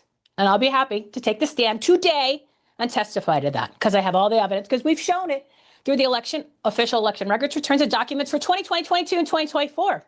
So I can say that, and you can't put a defamation suit against me, and you can't do a community note for 3 years, 300 million views of our content. Not one, because it's true. Now, when you say that our elections are rigged or stolen, it's similar to saying a soldier on the battlefield who just got his arms and his legs blown off has a hangnail. Words matter. Please start using the correct ones. There's your guy, Donald J. Trump. He said anybody cheats on the elections needs to go to jail. Well, it's time to put people in prison. You could start with Maricopa County for 2020, 2020, 2022, 24. Pick which one, because the crimes are still ongoing. Nothing has changed. Okay, look at this. Democrats cheat. No, they don't. Okay, Republicans commit crimes and protect the election fraud. This is Maricopa County and Arizona. The people in office, governor, down through the Maricopa County Elections Department, including the recorder, the board of supervisors, and the officials, meaning the attorney and the sheriff. Look at the red for 2020. Look at the red for 2022 and 2024. And at the same time, for not only these three sections of years, decades, the Republicans have held the House and the Senate in the state of Arizona in the majority. Where's your problem? I don't see a lot of blue. Okay? I don't see a lot of blue. And in 2020 and 2022, you had the most massive crimes committed in our elections because we showed you. We showed you for 2.5 years. This is your problem. So take it easy on the Democrats. They just follow in instructions. There's your problem. There's your problem. All right, voting machines. Let's clear the air on the voting machines. They don't tabulate correctly. We've shown this document for 3 years. In February 25th of 2022, Dominion, the big bad voting machine company, told the world, our machines suck and they don't work correctly and they don't tabulate. Nobody cared. Why? Sounds like an awesome feature, doesn't it?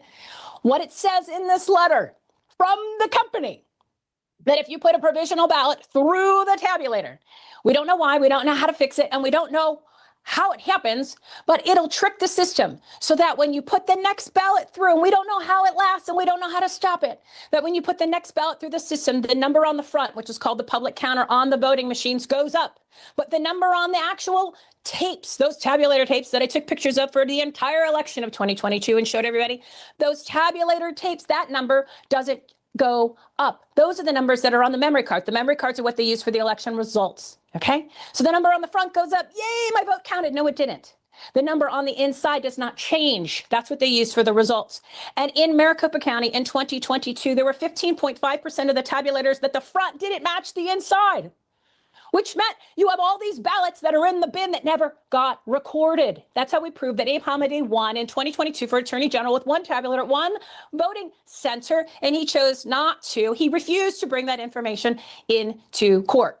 Someone might want to ask him. Now, if you look at this document says it's important to notice that in all circumstances, not some, not a few, not when you feel like it, in all circumstances, the public counter displayed on the LCD screen, which is on the outside of the machine that the voter can see, matches the number of ballots in the ballot box. And the only way to know that there's a discrepancy when this issue happens, when that provisional ballot, because you can't tell if it's provisional, whether or a standard ballot, when that goes through the machines, the only way you can tell that the numbers don't match is you have to look at the tapes and the number on there. You have to look at the number on the front.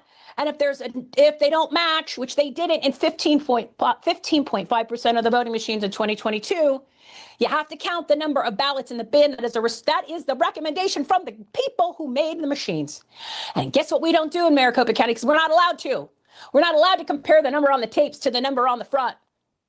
Gee, I wonder why. They already know. They all know. The counties control the results. The results don't match the vote. We proved it in 2022, 2024, and 2020.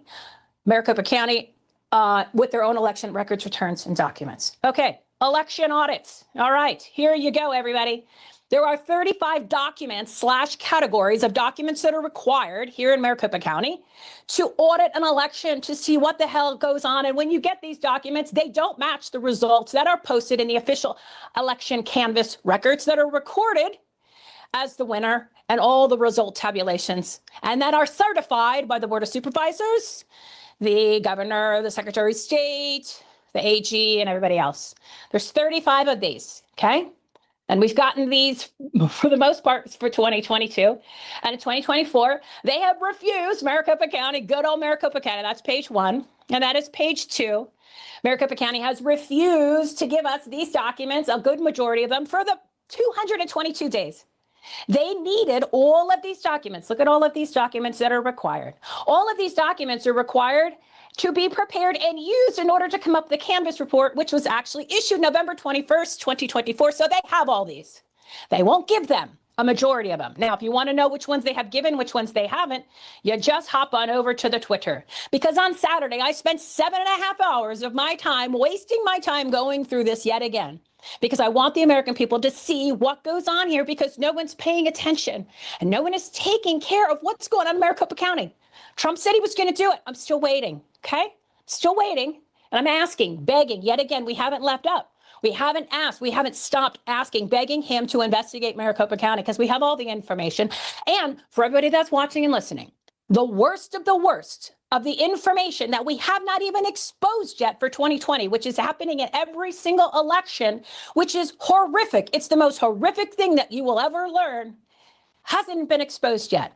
If this information that we've already provided for the past 2.5 years that's already enough to go ahead and arrest people today, perp walk them, and throw them in prison, meaning the Board of Supervisors, the county recorder, the election directors, okay? Those are the ones who commit the state and federal felonies with an F. Yes, these are election crimes. If that's not enough, even though it is, the information that I have coming, which we're not probably going to do until next year because no one's paying attention. It's going to take me a couple months to put it together so you guys can really get your arms around it and you have all the evidence.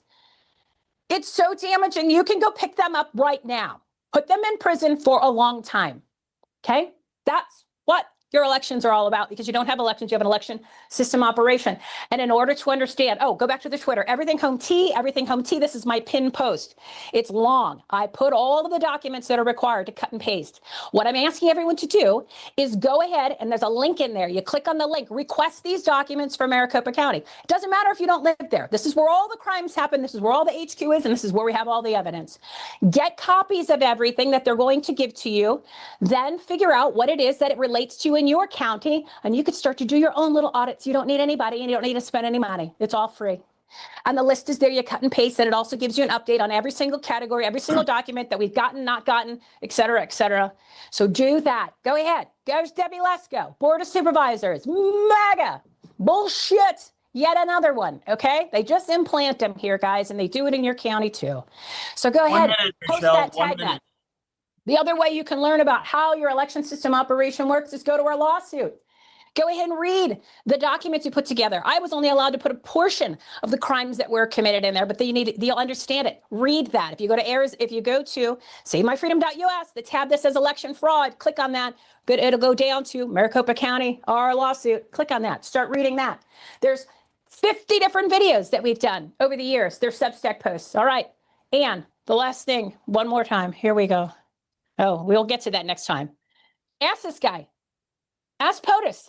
Tag him. We've been doing it since November, asking him to investigate Maricopa County. Probably 15, 20 million posts already that have been viewed. Join us. Click on it. Go to my feed. Go to Renata's feed, RL, the whatever. She's on there. You can see that.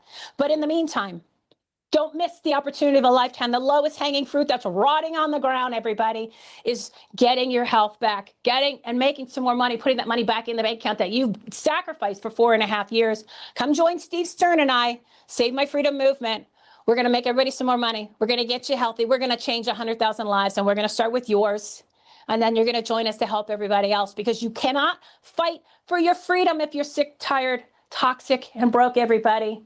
That's all we're trying to do, is get you back in shape. We're also trying to get you financially secure so you don't have to sacrifice. And you can take time out to do the things in your community, because you don't have to worry about, I can't do that because I can't afford to. Those days are over. We don't have to do that anymore. We found the solutions. We found the digital platforms. We know how to do it. We have the solutions. Look at the difference just in what I have done and what I have shown. And that, I hate to tell you, that's not, wait till you see the exercise portion. I haven't even added that. That's pure supplement nutrition, plant-based, 100%. Okay, there you go. Thank you. Join Thank you, us. Michelle. Thanks, everybody. Extension, you're up. We're running out of time. Michelle, go ahead and stop sharing screen. Yeah, Greg, I did. you're up. Okay, great. Hey, Thank you, Michelle. can you hear me? I can't see the screen anymore. I don't know. You got me? You're Got me, sideways. Raj? You're sideways. If you could turn the camera 90 degrees. I gotta go. I gotta There go we like go. this. There we go. Yeah. Okay. There you Okay, go. hold on. Just trying to figure this out. Okay. Well, all right. We can so see and hear you. We can see and hear you. You can see and hear me now. Great. Well, I appreciate it. I'm doing from the car today. Thank you very much, everybody, for being here. We're now in a phase where election integrity is no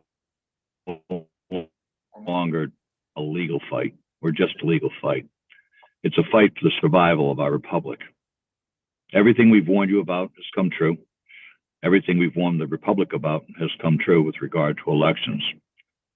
But we're at a point now where we're no longer just warning, we're actually starting to win in court. There's some recent courtroom victories to report. One of them is here in Delaware County, and it's CV 2023-006723. It's a malicious prosecution case against myself and Leah Hoops. The county and the Board of Elections and several other plaintiffs sued us for malicious prosecution and bringing forward the lawsuit. We survived summary judgment in that case, which is just happened, and the judge agreed to review the full record. We've also made notice to the court that the defendants, the plaintiffs have been caught misrepresenting facts and procedures, and that they've committed fraud and perpetrated fraud before the court. We expect a ruling on that pretty soon, maybe as soon as this week. But we fought back, and looks like we've won that case, at least as a strict matter of law. I'll remind everybody that we were also co-defendants with President Trump, 2 defamation suits in Philadelphia. We were defendants in defamation suit brought forward in Delaware County. All of those cases were just in our favor, using the truth as the complete defense. So what I want to say to some of the people here who look at litigation and what we're doing in terms of fighting in the courts, that you may not think it's effective, it is very effective. We've been building a judicial record over 5 years, and more importantly, we've been learning. We've been learning how to survive challenges to standing, jurisdiction, justiciability, and a number of things that you've seen where cases have been dismissed previously. We still have a Pennsylvania Supreme Court King's Bench 1549 MM 2025. They basically are in stasis. What we did is they tried to brush the case aside and dismiss the case, and we won't let them. The case has been appealed, and at this point, they're just sitting on it. Very similar to our other cases.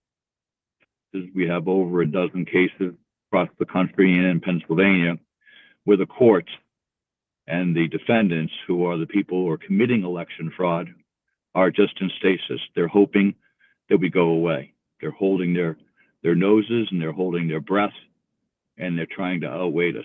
It's not going to work. I do have a big update. We have I can't speak much of it. I think I mentioned it last time. We have it's called a QUI-TAM, QUI-TAM. It's a whistleblower lawsuit, and it's registered in the District Court of DC. Can't talk too much about it, but basically a lot of the things that have been talked about here today, machines that aren't certified, machines that give fraudulent results, breaks and chains of custody, open election fraud, those cases have been all collected and integrated into this case. So for people, and I know several people on this call, if not a lot of people on this call, but at least several, have been involved in cases with me and with others. Those cases have not gone to naught. We've made judicial record of those cases. So I want to be clear, in the QUI-TAM case, which is currently waiting, we're fighting for it to be unsealed. It's a fight. They don't want to hear the case. Not only our cases, but many of you here, your cases, including Marley Hornick. I don't know if she was on today, but all of the cases that people have been working on, even if they've been quashed, your work is not gone for naught. Those cases will be made of judicial record in the federal courts. The U.S. Attorney General, Pam Bondi, the U.S. Attorney for D.C., Janine Pirro, they're very aware of this case. So for people who are saying, where's the action? The action is coming. They're fully aware of it. President Trump is fully aware of it, and the wheels are in motion in terms of correcting the massive election fraud, which is a matter of public record and judicial record for the past 5 years. We're going to court. We're going to court with the DOJ, U.S. Attorney General, and we're going to bring this evidence to them that's going to bring this to resolution. We hope as soon as the 2025 primary election, general election, but certainly before the 2026 primaries. In the 2025 election, I'm going to kind of skip this part. But I will say, in summary, I had a write up for this, but I'm going to skip this part. This has been an ongoing trajectory. A lot of people in the public think this is the 2020 election case. It is not. It is a concerted effort by a small group of people that we've identified to take control of this country and to thwart President Trump's agenda, presidency, and the will of the American people. We know that's the case. It's continuing. They're targeting 2026, and we're going to stop. One of the things I wanted to also include in terms of litigation is that I've been in court more than a few times, and they said, well, we don't think you guys know what you're doing. And I've been able to say for the last few cases and the last few times that's been brought up in hearings, we know exactly what we're doing. We have been integrating cases across the federal courts, the state courts, and the county courts. We don't just file willy-nilly. We file a case to challenge the election machines. We file cases to challenge hash codes. We file a case about machine certification. We filed several cases on mail-in ballots and fraud in the mail-in ballots. We filed multiple cases regarding the tabulation at the end of the election. These cases were not filed individually. They were filed with great intent to document the evidentiary record so that when we finally came to our day of reckoning, we would have a complete judicial record showing the massive fraud that was irrefutable. And I want to say one thing about irrefutable. In not a single case that we have filed have they refuted the evidence. None of our evidence of massive election fraud has been challenged. In the courts, and including the federal court, state court, and your local courts, if they don't refute the charges or they don't refute the allegations, they become fact. So we now have factual, unrefuted, undisputed data of massive election fraud over the last 5 years. That's finally coming forward and going to the federal courts with the U.S. Attorney and U.S. Attorney General's attention and due diligence. One thing I also want to say is we've been building a system. We've been building a cognitive intelligence system that's now not fully operational yet, but we've been helping people across the country and across the state in filing pro se. Most of the work that we've done cannot be done by attorneys. Attorneys won't take the cases because they'll be disbarred and they have to appear before the judges in the courts. And election fraud is not cases that the courts want to hear. In every single case of election fraud, licensed attorneys who attempted to bring litigation against criminal defendants that were submitted for disbarral. They can't do it. It's got to be done pro se. It's got to be done by the people here. And what we do have at this point is we have the cognitive intelligence systems that can correlate and ingest data and create credible, precise filings that are worthy of the courts and are actually have been quite effective. Lastly, I wanted to say one final message, and I wrote it out. I'm sorry if it looks like I'm reading. It's because I am. We're not losing. We're outlasting them. The people, you people here on this podcast for Steve Stern, who I have the deepest gratitude and appreciation for, what you have all done matters. There is nothing that any of you have done, whether it's show up at county council meetings or your local government or your board of elections, observers, every single thing that all of you have done has paid dividends. It's made it worthwhile. We're going to make sure massive election fraud doesn't happen again, and we're going to correct this no later than 2026. We'll expose the fraud, continue to expose the fraud. We're going to hold the line, and we're going to hold these traitors who have attempted to steal our country accountable. Thanks very And we're much. going to rebuild a Greg. country worthy of our We're children. running a little late. Thank You you. got it. Okay, next All up, right. Thanks, Steve. Randy, Barber, and Kim Wathen. Hello there. Are you there, Kim? We'll get her on. Don't worry. Okay. We can see and hear you, Randy. Go ahead. Okay. Well, we just wanted to talk a little bit more about the group we're working with, United Sovereign Americans, and the efforts that they've been making. And it really lines up a lot with what the gentleman who preceded us was just talking about, filing lawsuits and trying to get it on record and exposing the massive fraud and all of that. So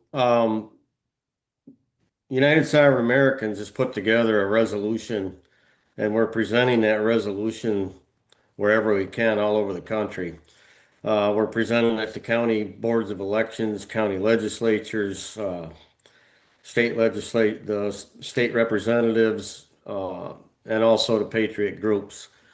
So in this resolution, we bring out the fraud, we're explaining the fraud, and we want to educate people. I mean, the news is out there everywhere, but we have specifics. We've got 25 states involved in the United Sovereign Americans, and they've done some cumulative numbers and added up the numbers in 20 of the states they put together for a scorecard in all the states, and they've added them all together, and the numbers are absolutely shocking.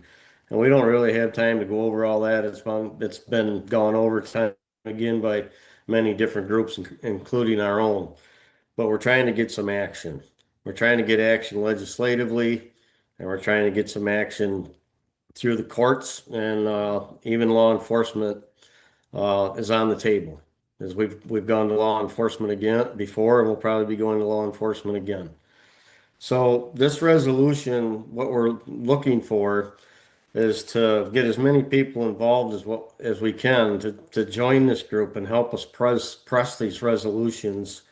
We're presenting them to counties wherever we can. We like to go to the county boards, town boards. It's grassroots, trying to get the information out there, and then we try to get these people to sign this resolution in support, so that when we go to the legislatures and we go to the courts, we have the support of as many town boards, as many county boards, as many patriot groups as we can. So what we're trying to do is get other people to join our group. You can go to uniteforfreedom.com and you can sign up there as a volunteer. You can read up on everything we're doing. The resolution is there. And we're trying to get people, as many as we can, to go help us go to boards all over the country. There's 3,000 counties in the country. That's a lot of territory to cover. So we could use all the help we can get.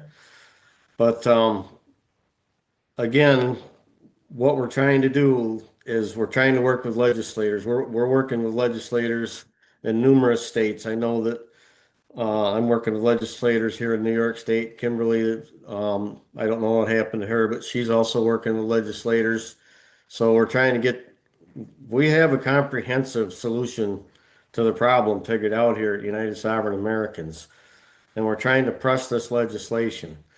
And by signing this resolution and getting the support of boards, by getting the support of as many people as we possibly can through patriot groups, then that helps us. I was talking to a state senator at a meeting last Thursday night, and he said the more we can get of these resolutions signed by boards, by patriots, by individuals, whoever will support us, carries a lot of weight when they go to the legislatures or if we go to the courts and try to press our agenda.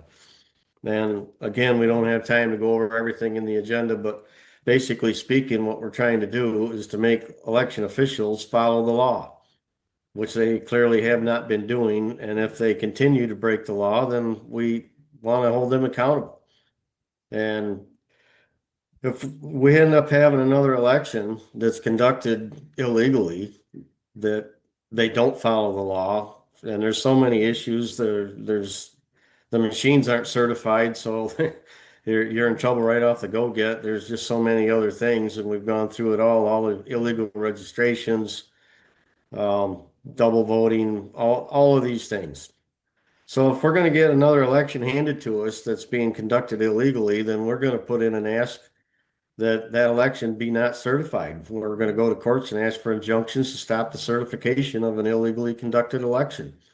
And we need all the signatures, all the help that we can get to press that issue. In the meantime, before we get that far, we hope that we'll be able to get this changed by working with the legislatures and the courts. And if it comes down to where we have to get involved in law enforcement, then so be it. But the more people that we have that help us with this effort, the more people that we can get to sign up on this effort, the more weight it will hold when we go to the legislatures, the courts, and the law enforcement. So that's basically what we're asking. So, Pardon me, Kim Yeater, you're able to unmute. You can unmute yourself if you're wanting to speak up. Go ahead. Fantastic. Good afternoon, everybody. Thank you so much. I didn't mean to interrupt the previous gentleman. I thought both of you guys were talking together. Oh, no, wrong Kim. Nope. Sorry. Okay. Hi, Randy. I love you. How you doing, Let him Kim? finish. Let him finish. Sorry, Randy. Go ahead. Well, actually, we were trying to bring Kim Wathen on. I don't know if you have her or can bring her on. Okay, or Kim not. Wathen. All right, got it. Stand by. Sorry, Yeah. wrong Kim. Two Okay. powerful Kims on the call. Well, we here work with her today. too. Okay, good. Sorry, wrong. All right, Kim Wathen, go ahead and unmute. Thank you. I was messaging Randy like crazy. Sorry about that. Okay. So I want to agree with Greg on some of the things he said about our voices. It takes all of us. It takes all of our voices. It takes multiple ways of approaching this. And Randy just talked about some of the ways that we are approaching this with United Sovereign Americans. And I want to throw our website out there before we run out of time. It's unite4freedom.com. And we can use all volunteers and if donations too, if you have those, but volunteers for sure. And, I liked what Greg said about, the people are trying to tell him they don't know what they're talking about when they go in the court. And it just so happens Randy and I were in DC at the 250th parade a couple of weeks ago. And there was one person demonstrating against the Army festival there. And I asked him what was the problem. So he started talking and I simply asked him to define standing because he was saying Trump has lost all his lawsuits, the narrative that they have out there. And he could not even define standing. So don't let these people tell you that you don't know what you're talking about and that we don't know what, about the lawsuits and what we're doing because we do and they don't. So, and we are winning. It's slower than we all like, but we are definitely winning little bit by little bit. So I think that's all I wanted to put out there. I don't know how much time Randy used. So you can let me know if we have time left. Thank you. Yeah, we've got to get moving here. Okay. Kim, come on down. Thank you, Kim. No problem. Thank you. All right. So I just got to say, Randy Barber, Kim Wathen, they are awesome. They worked our New York team with Take Our Border Back. We, as a team, reached hundreds of millions across the country. So you guys, thank you for all your hard work. You guys are amazing. It was awesome to stand on the Rainbow Bridge with you to take our border back in Canada and to take our rainbow back. So good afternoon, everybody. It is an honor to be here. Steve, thank you for creating this space for we the people to show up. Roz, thank you. And to all of you listening today, we want to say thank you for being here because you could be anywhere else. And the reason why you're here is because our country matters to you. This great republic matters to you. And it matters to me too. I had no idea in 2020 that my vote would be stolen. That was the awakening for me, a wife, a business owner, a mom of 4 children who went to vote and they said I voted. And they said the couple before me had voted. That was the moment that I said, something's wrong here. Fast forward, we launched Take Our Elections Back, working closely with Dr. Douglas G. Frank, Tina Peters, Mike Lindell's teams, Urson Russell across the great state of California. And that was the beginning of, oh my gosh, this election integrity thing is a water hose. I mean, it's a fire hose, not just a water hose, right? So it was overwhelming to take it on. And I kept saying, gosh, I'm so not into politics. I am not into politics, but I'm into truth. And I would say every single one of you that are listening today, that's you. You are a stand for truth, and you are a stand for taking this great republic back. So we went from take our elections back, continue to work in that arena, canvassing our counties, exposing the election fraud, from the dead people voting to people voting in other states. Then we moved on to take our border back. We didn't really move on. We opened the door because God said, this is the next leg of the race, the national breach of security, the Trojan horse to take this country down. God said, open the door, lead the Take Our Border Back movement across the nation, and the team assembled, and we powerfully did. Abbott closed that border as he saw 700 trucks coming down his way down the East Coast. You guys, it was absolutely incredible. But what we saw is when you put God back in his rightful place, you give what you're doing to God and you take action and you're obedient, even when it seems so big, like so big. How are we going to reach hundreds of millions of people? We're just 5 people. But when we're obedient to the work that God calls us to do, and when we're truly standing in truth, he will open the doors and he will move the mountain. Now, I have a show called the Take Your Power Back Show. God is so funny because really, isn't it all of us taking our power back? We've seen our great president, President Trump, standing in the gap for us to truly take our power back. Now, I'm under the philosophy that you bloom where you're planted. You see, I'm originally from Boston, New Bedford, Massachusetts. Not many people are from New Bedford, Massachusetts. When I get tired, I start to pack my car and have a yacht. But here's the deal. I'm here in the great state of California, and I'm in San Diego. So I love what Reclaim San Diego is doing. And I love what our teams across the entire country and the state of California are doing. And what I said was, God has given me a platform, the Take Your Power Back Show platform.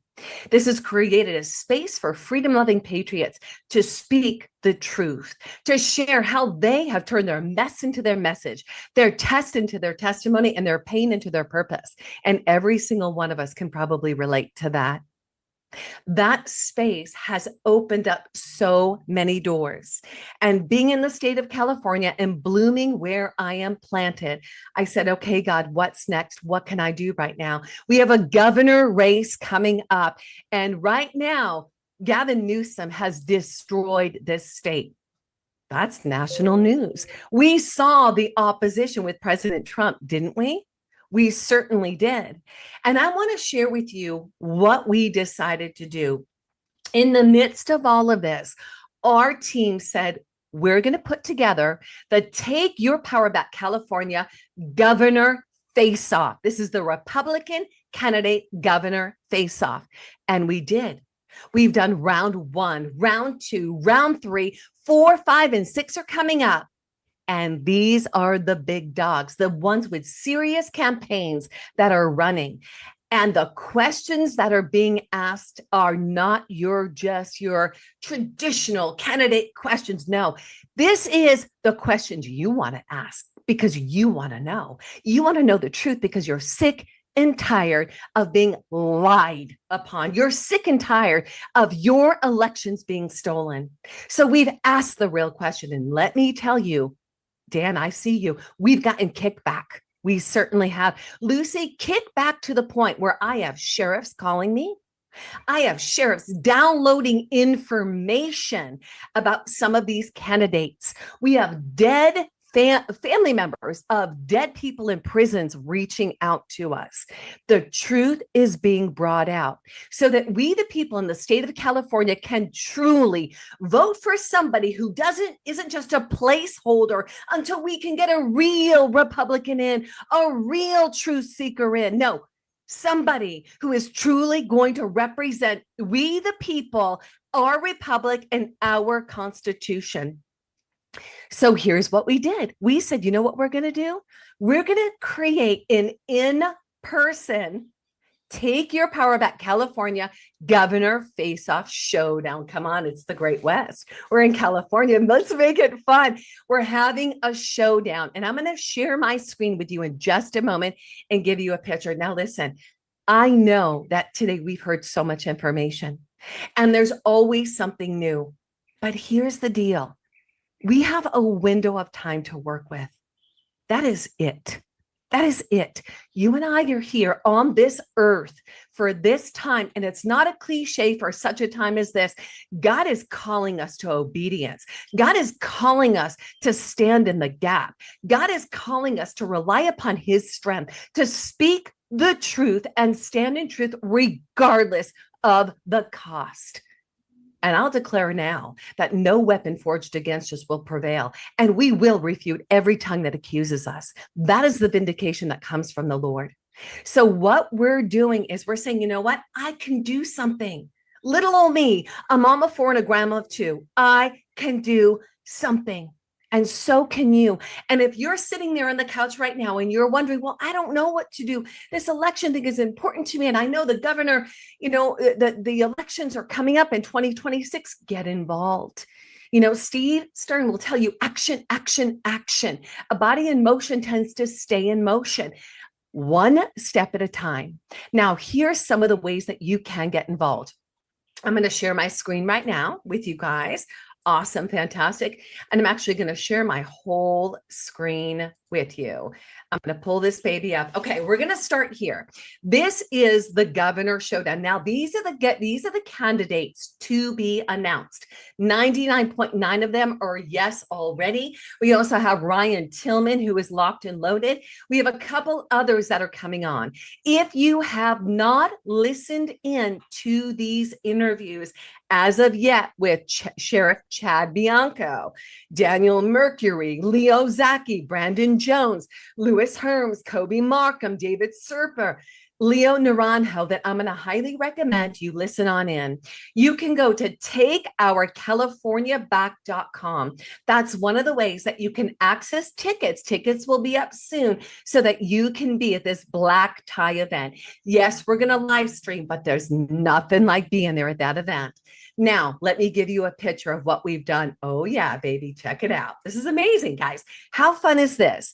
This is round 3 with David Serpa, Louis Hermance, Brandon Jones. Go listen into this. It is absolutely powerful. Round 2 with Mercury, Steve Hilton, Kobe Markham. I just received the San Diego Republican Award for as a freedom fighter. And when I was walking up to the stage, Steve Hilton ran up and gave me a hug. And it's funny because we didn't get the best interview for him because of his Wi-Fi location. So we're going to actually, still a good interview, but we're going to pull him back on so that your questions can be answered. And last but not least, Sheriff Chad Bianco, Leo Naranjo Union, and Leo Zaki. You got to listen into these interviews. They're pretty powerful. Now, there is an excerpt that I want to share with you. I'm going to come back to one more screen share in just a moment before I finish out. But I want to share an excerpt from our last show because I really believe this is going to put it in perspective for all of us. And this is how I opened up the show. I said, tonight we're diving headfirst into the governor face-off, and we're putting California's governor, Gavin Newsom, under the spotlight. It's time to talk about the sacred oath he took. That's right. The state he swore to protect, and the chaos unfolding right now in Los Angeles, a chaos that's shaking the very foundations of the republic. Now, when Governor Newsom stood before the people of California on January 7, 2019, he placed his hand on a Bible, God's word, and he swore an oath that wasn't just a formality. It was a covenant, a promise to God, to the Constitution, and to every single one of you. He vowed to well and faithfully discharge the duties of his office, to uphold the Constitution of California and the United States, and to serve the people with integrity. That oath is a sacred bond. It's rooted in faith, grounded in law, and sealed by the trust of the people. But tonight, we must ask, has Governor Newsom honored the oath? Or has he let California, a state of dreams, opportunity, and promise, fall into disarray? Then fast forward, all of our questions have been answered. Look at the riots in California. Look at this sanctuary state and super sanctuary cities throughout California. When Newsom swore to uphold the Constitution, he promised to defend the rule of law, the safety of Californians, and the sovereignty of the state. Yet rioters clashed, tear gas filled the air, and communities live in fear today. But here's the truth. We are not powerless. And this is so important. If I could share any word today, this would be the word. You, my brothers and sisters, you, my freedom-loving patriots, you're not powerless. Don't you dare let yourself be a victim to this election fraud, voter fraud, mortgage fraud, tentacles far and wide throughout the entire nation and countries everywhere. We have the ability to take our power back. The power isn't just for those of us in California, in Sacramento, nor is it in Washington. It's in you. The oath of office isn't just for governors. It's a reminder that we are the stewards of our nation, our cities, even our charter counties that we have the ability to take back. Our Constitution begins with we the people, because you are the heartbeat of America. You are the ones who hold leaders accountable, who demand justice, who rebuild when others let it fall apart. And when you take your power back, you honor the same God who inspired our founding fathers, the same Constitution that protects our freedoms, and the same spirit that makes America unbreakable. Together, we the people will take our great republic back. President Trump has been standing in the gap. Step on into the fight. If you're not fighting yet, let's go. The fight has really just begun for every single one of us. Now, I'm going to share last thing with you today before I close out. I'm going to put my information in the chat here. You can also find everything on takeourcaliforniaback.com. That's takeourcaliforniaback.com. You're going to find the vital information here. You'll be able to purchase your tickets soon. And if you'd like to be one of our sponsors, we would absolutely be honored to have you as a sponsor. Now, I'm going to leave you with two things. One, this event that you're seeing here, because we the people united and came together. I spoke at this event and it was powerful. This was last weekend, the Rev 17 Piece of Heaven.life. We raised over $2.5 million in a weekend. That's what happens when you unite. Everybody on this call is doing their unique things, but we are all committed in taking our great republic back and making sure the power is given back to we the people. So I'm going to encourage us to continue to unite and continue to work towards freeing Tina Peters. Support Tina Peters at freetinapeters.us. Actually, that's tinapeters.us. And last but not least, we saw Michele share some powerful information. We have got to be ready for the fight right now. Here's the deal. We're just getting started. And what they're about to throw at us on this next leg of the race will compromise your health if you let it.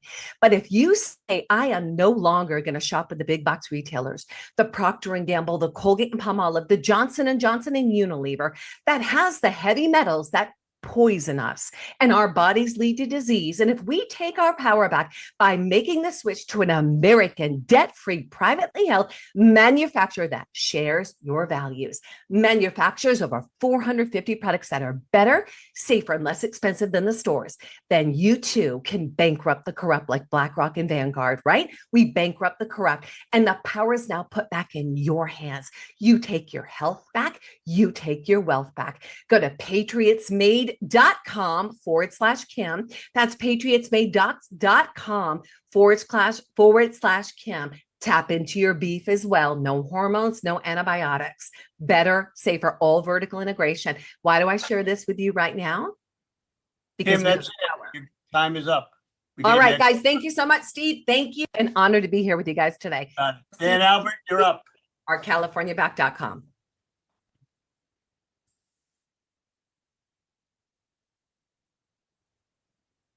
Dan, go ahead. You can unmute. Okay, guys, Raj and Steve, thank you so much for having me on the podcast today. So Raj, if you have that video, go ahead and play it. Okay, stand by.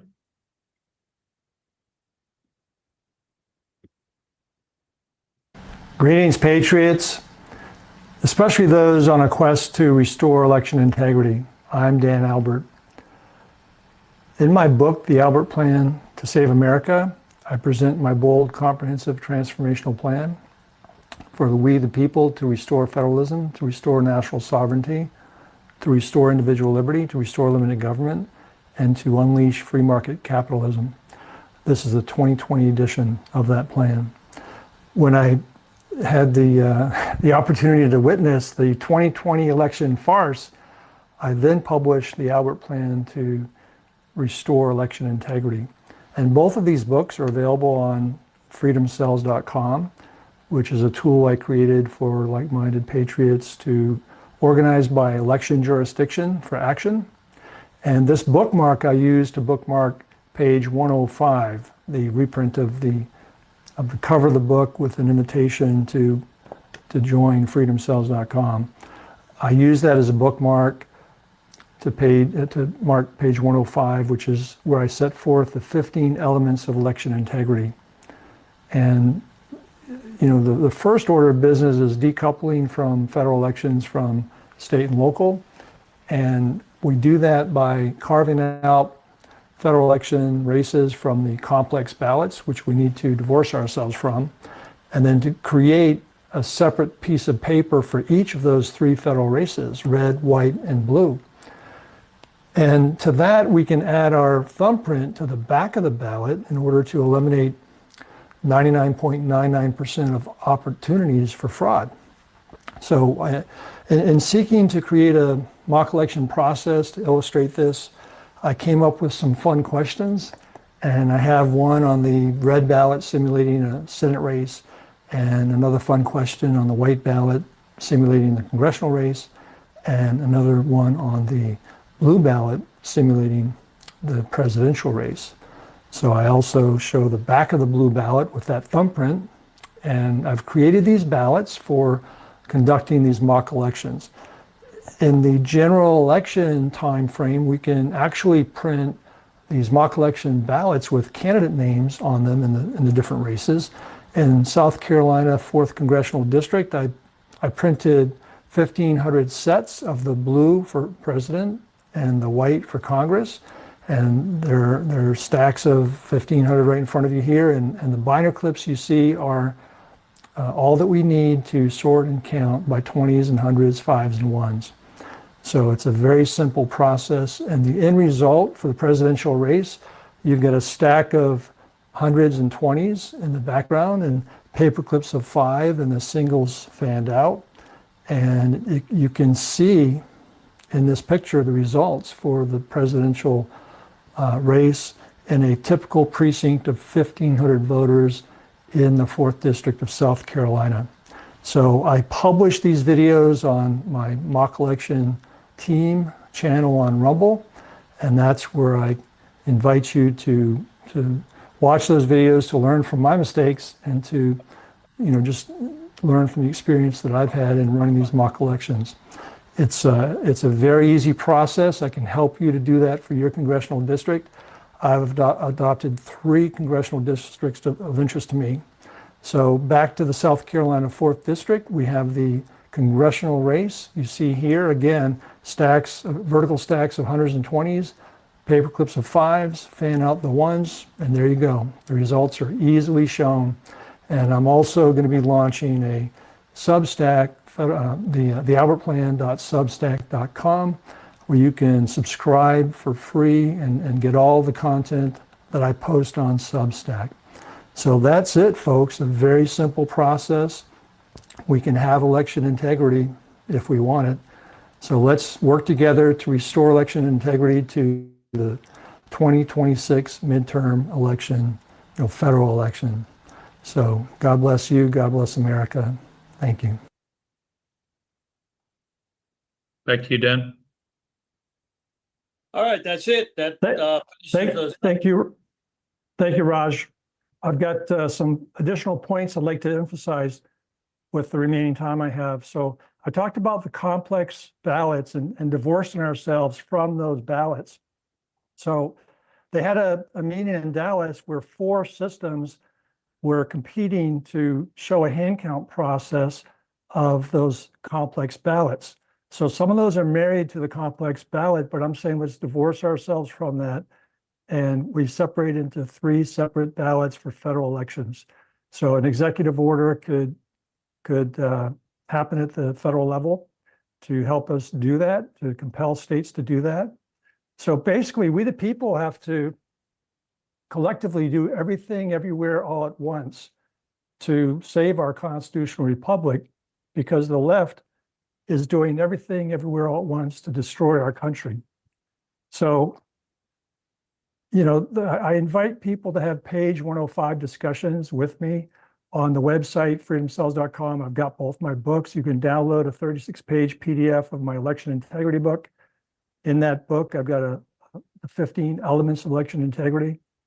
Let's have civil discourse about those points. And the thumbprints aren't as controversial as some might think. Like we have a history of the Bureau of Vital Statistics, and then we have E-Verify. So combine those concepts together and have a federal database that's maybe blockchain enabled, where we establish our legal status, and then would also at the same time would clean up the illegal immigration problem, and the census would just pop out from that kind of a database. So we individually can be responsible for updating our place of residence and therefore our voting location, and take that power away from nefarious actors in the Bureau of Elections. So, we heard a lot of people talk about combining efforts on this call, and at freedomcells.com, I'm just asking people to go in and affirm that they agree with 70% or more, or are willing to try to get through civil discourse, and then join the election jurisdiction, Freedom Cells, for their congressional district, precinct, state and house, state Senate district, state house district, and just pull on the same end of the rope. So that's the essence of the tool I've created, and that transcends all groups, because every group has a subset that would be a freedom cell if you agree with a certain percentage of this plan to save our country. And the Albert Plan is an America First plan of solutions.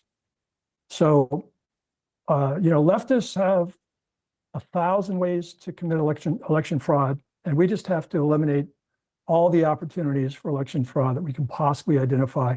And that's the simple process that I came up with. And I'd encourage people to go to the Mock Election Team channel on Rumble and just learn how simple this process is. You can take the lead in your congressional district and just form a team, but you can start it yourself. Like I could go to a group of honest people and pull 10 volunteers from that group and conduct a mock election with this simple process. It doesn't take lots of training, and a 5th grade class could do it. So you can do that in your congressional district. I've got 3 congressional districts that I've chosen to do that personally with districts that I'm connected to. And you can step up and make a very small investment in ballots that could be used over and over and over to show this this simple election process that we can have. And that's what I would encourage you to do. Action, right, Steve? Action, action, action. So with that, I'll yield the minute or two I have left, and that's all. That's all, folks. We can do it. Thank you. Raj, any last minute comments? That's our last speaker for today. Yeah, so let me find my Zoom button there. Stand by for a second. There we go. Again, thank you everyone for being on this call today. Powerful stuff. I've already started reaching out to some of the speakers, as should you, please, I suggest, because there's just more to where that came from, number one. Number two, people are always asking us how to get to the replay. How do you get to the replay? I'm going to show that to you very quickly here, and it's very simple. All you have to do is go to sternamerican.com, sternamerican.com, and you can see it here on the screen here in a second, sternamerican.com. Once you get to sternamerican.com, look for the Rumble symbol. See the Rumble symbol right there? Click that.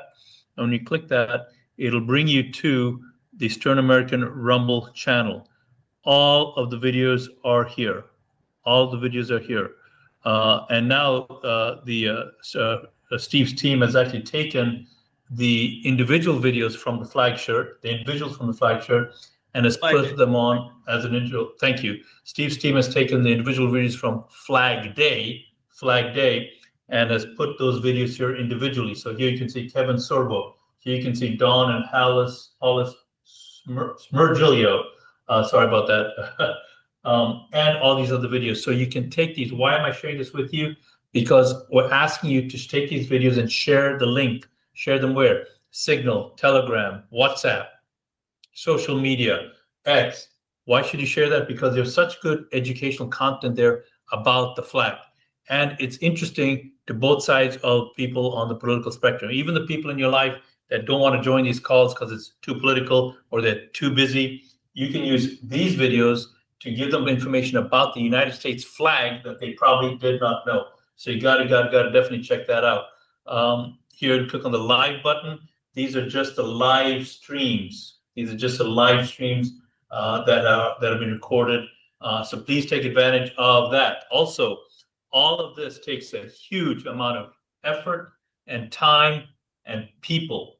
And people need to pay bills and so they need to be paid. And so by you coming to the flagshirt.com, you can get your own fantastic gift. 4th of July is coming right up here. If you don't have a fabulous shirt like you see us wearing on this shirt, you have to get your gift.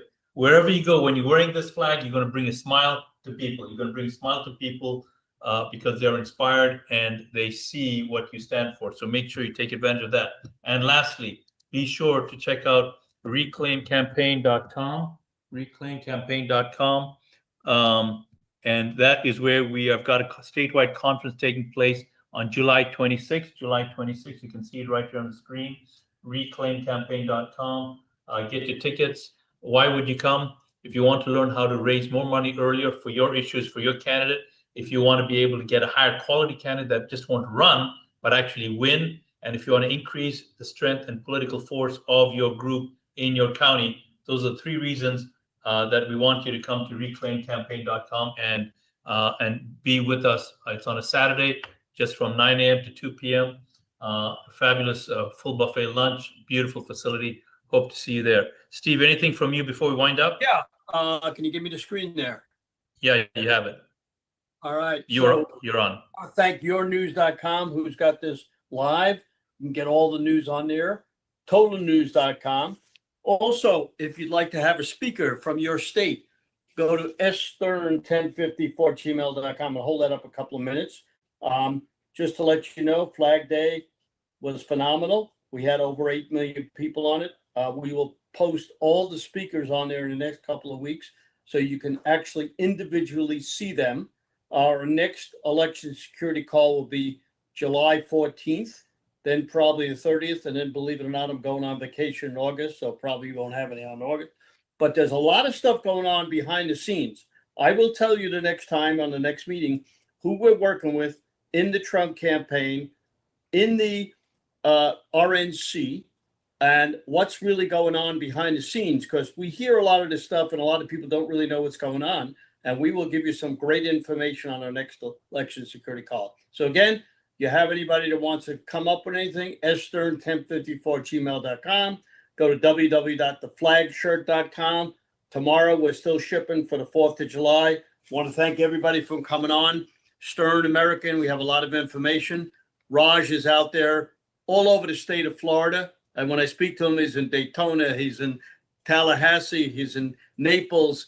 I mean, every time he's in a different area, he's doing the work of the Lord. He's getting people involved. precinct strategy. Dan Schultz is doing a sensational job getting people involved all over the country. So thank you for listening to us. Again, have a good 4th of July. Bye, everyone. Bye-bye.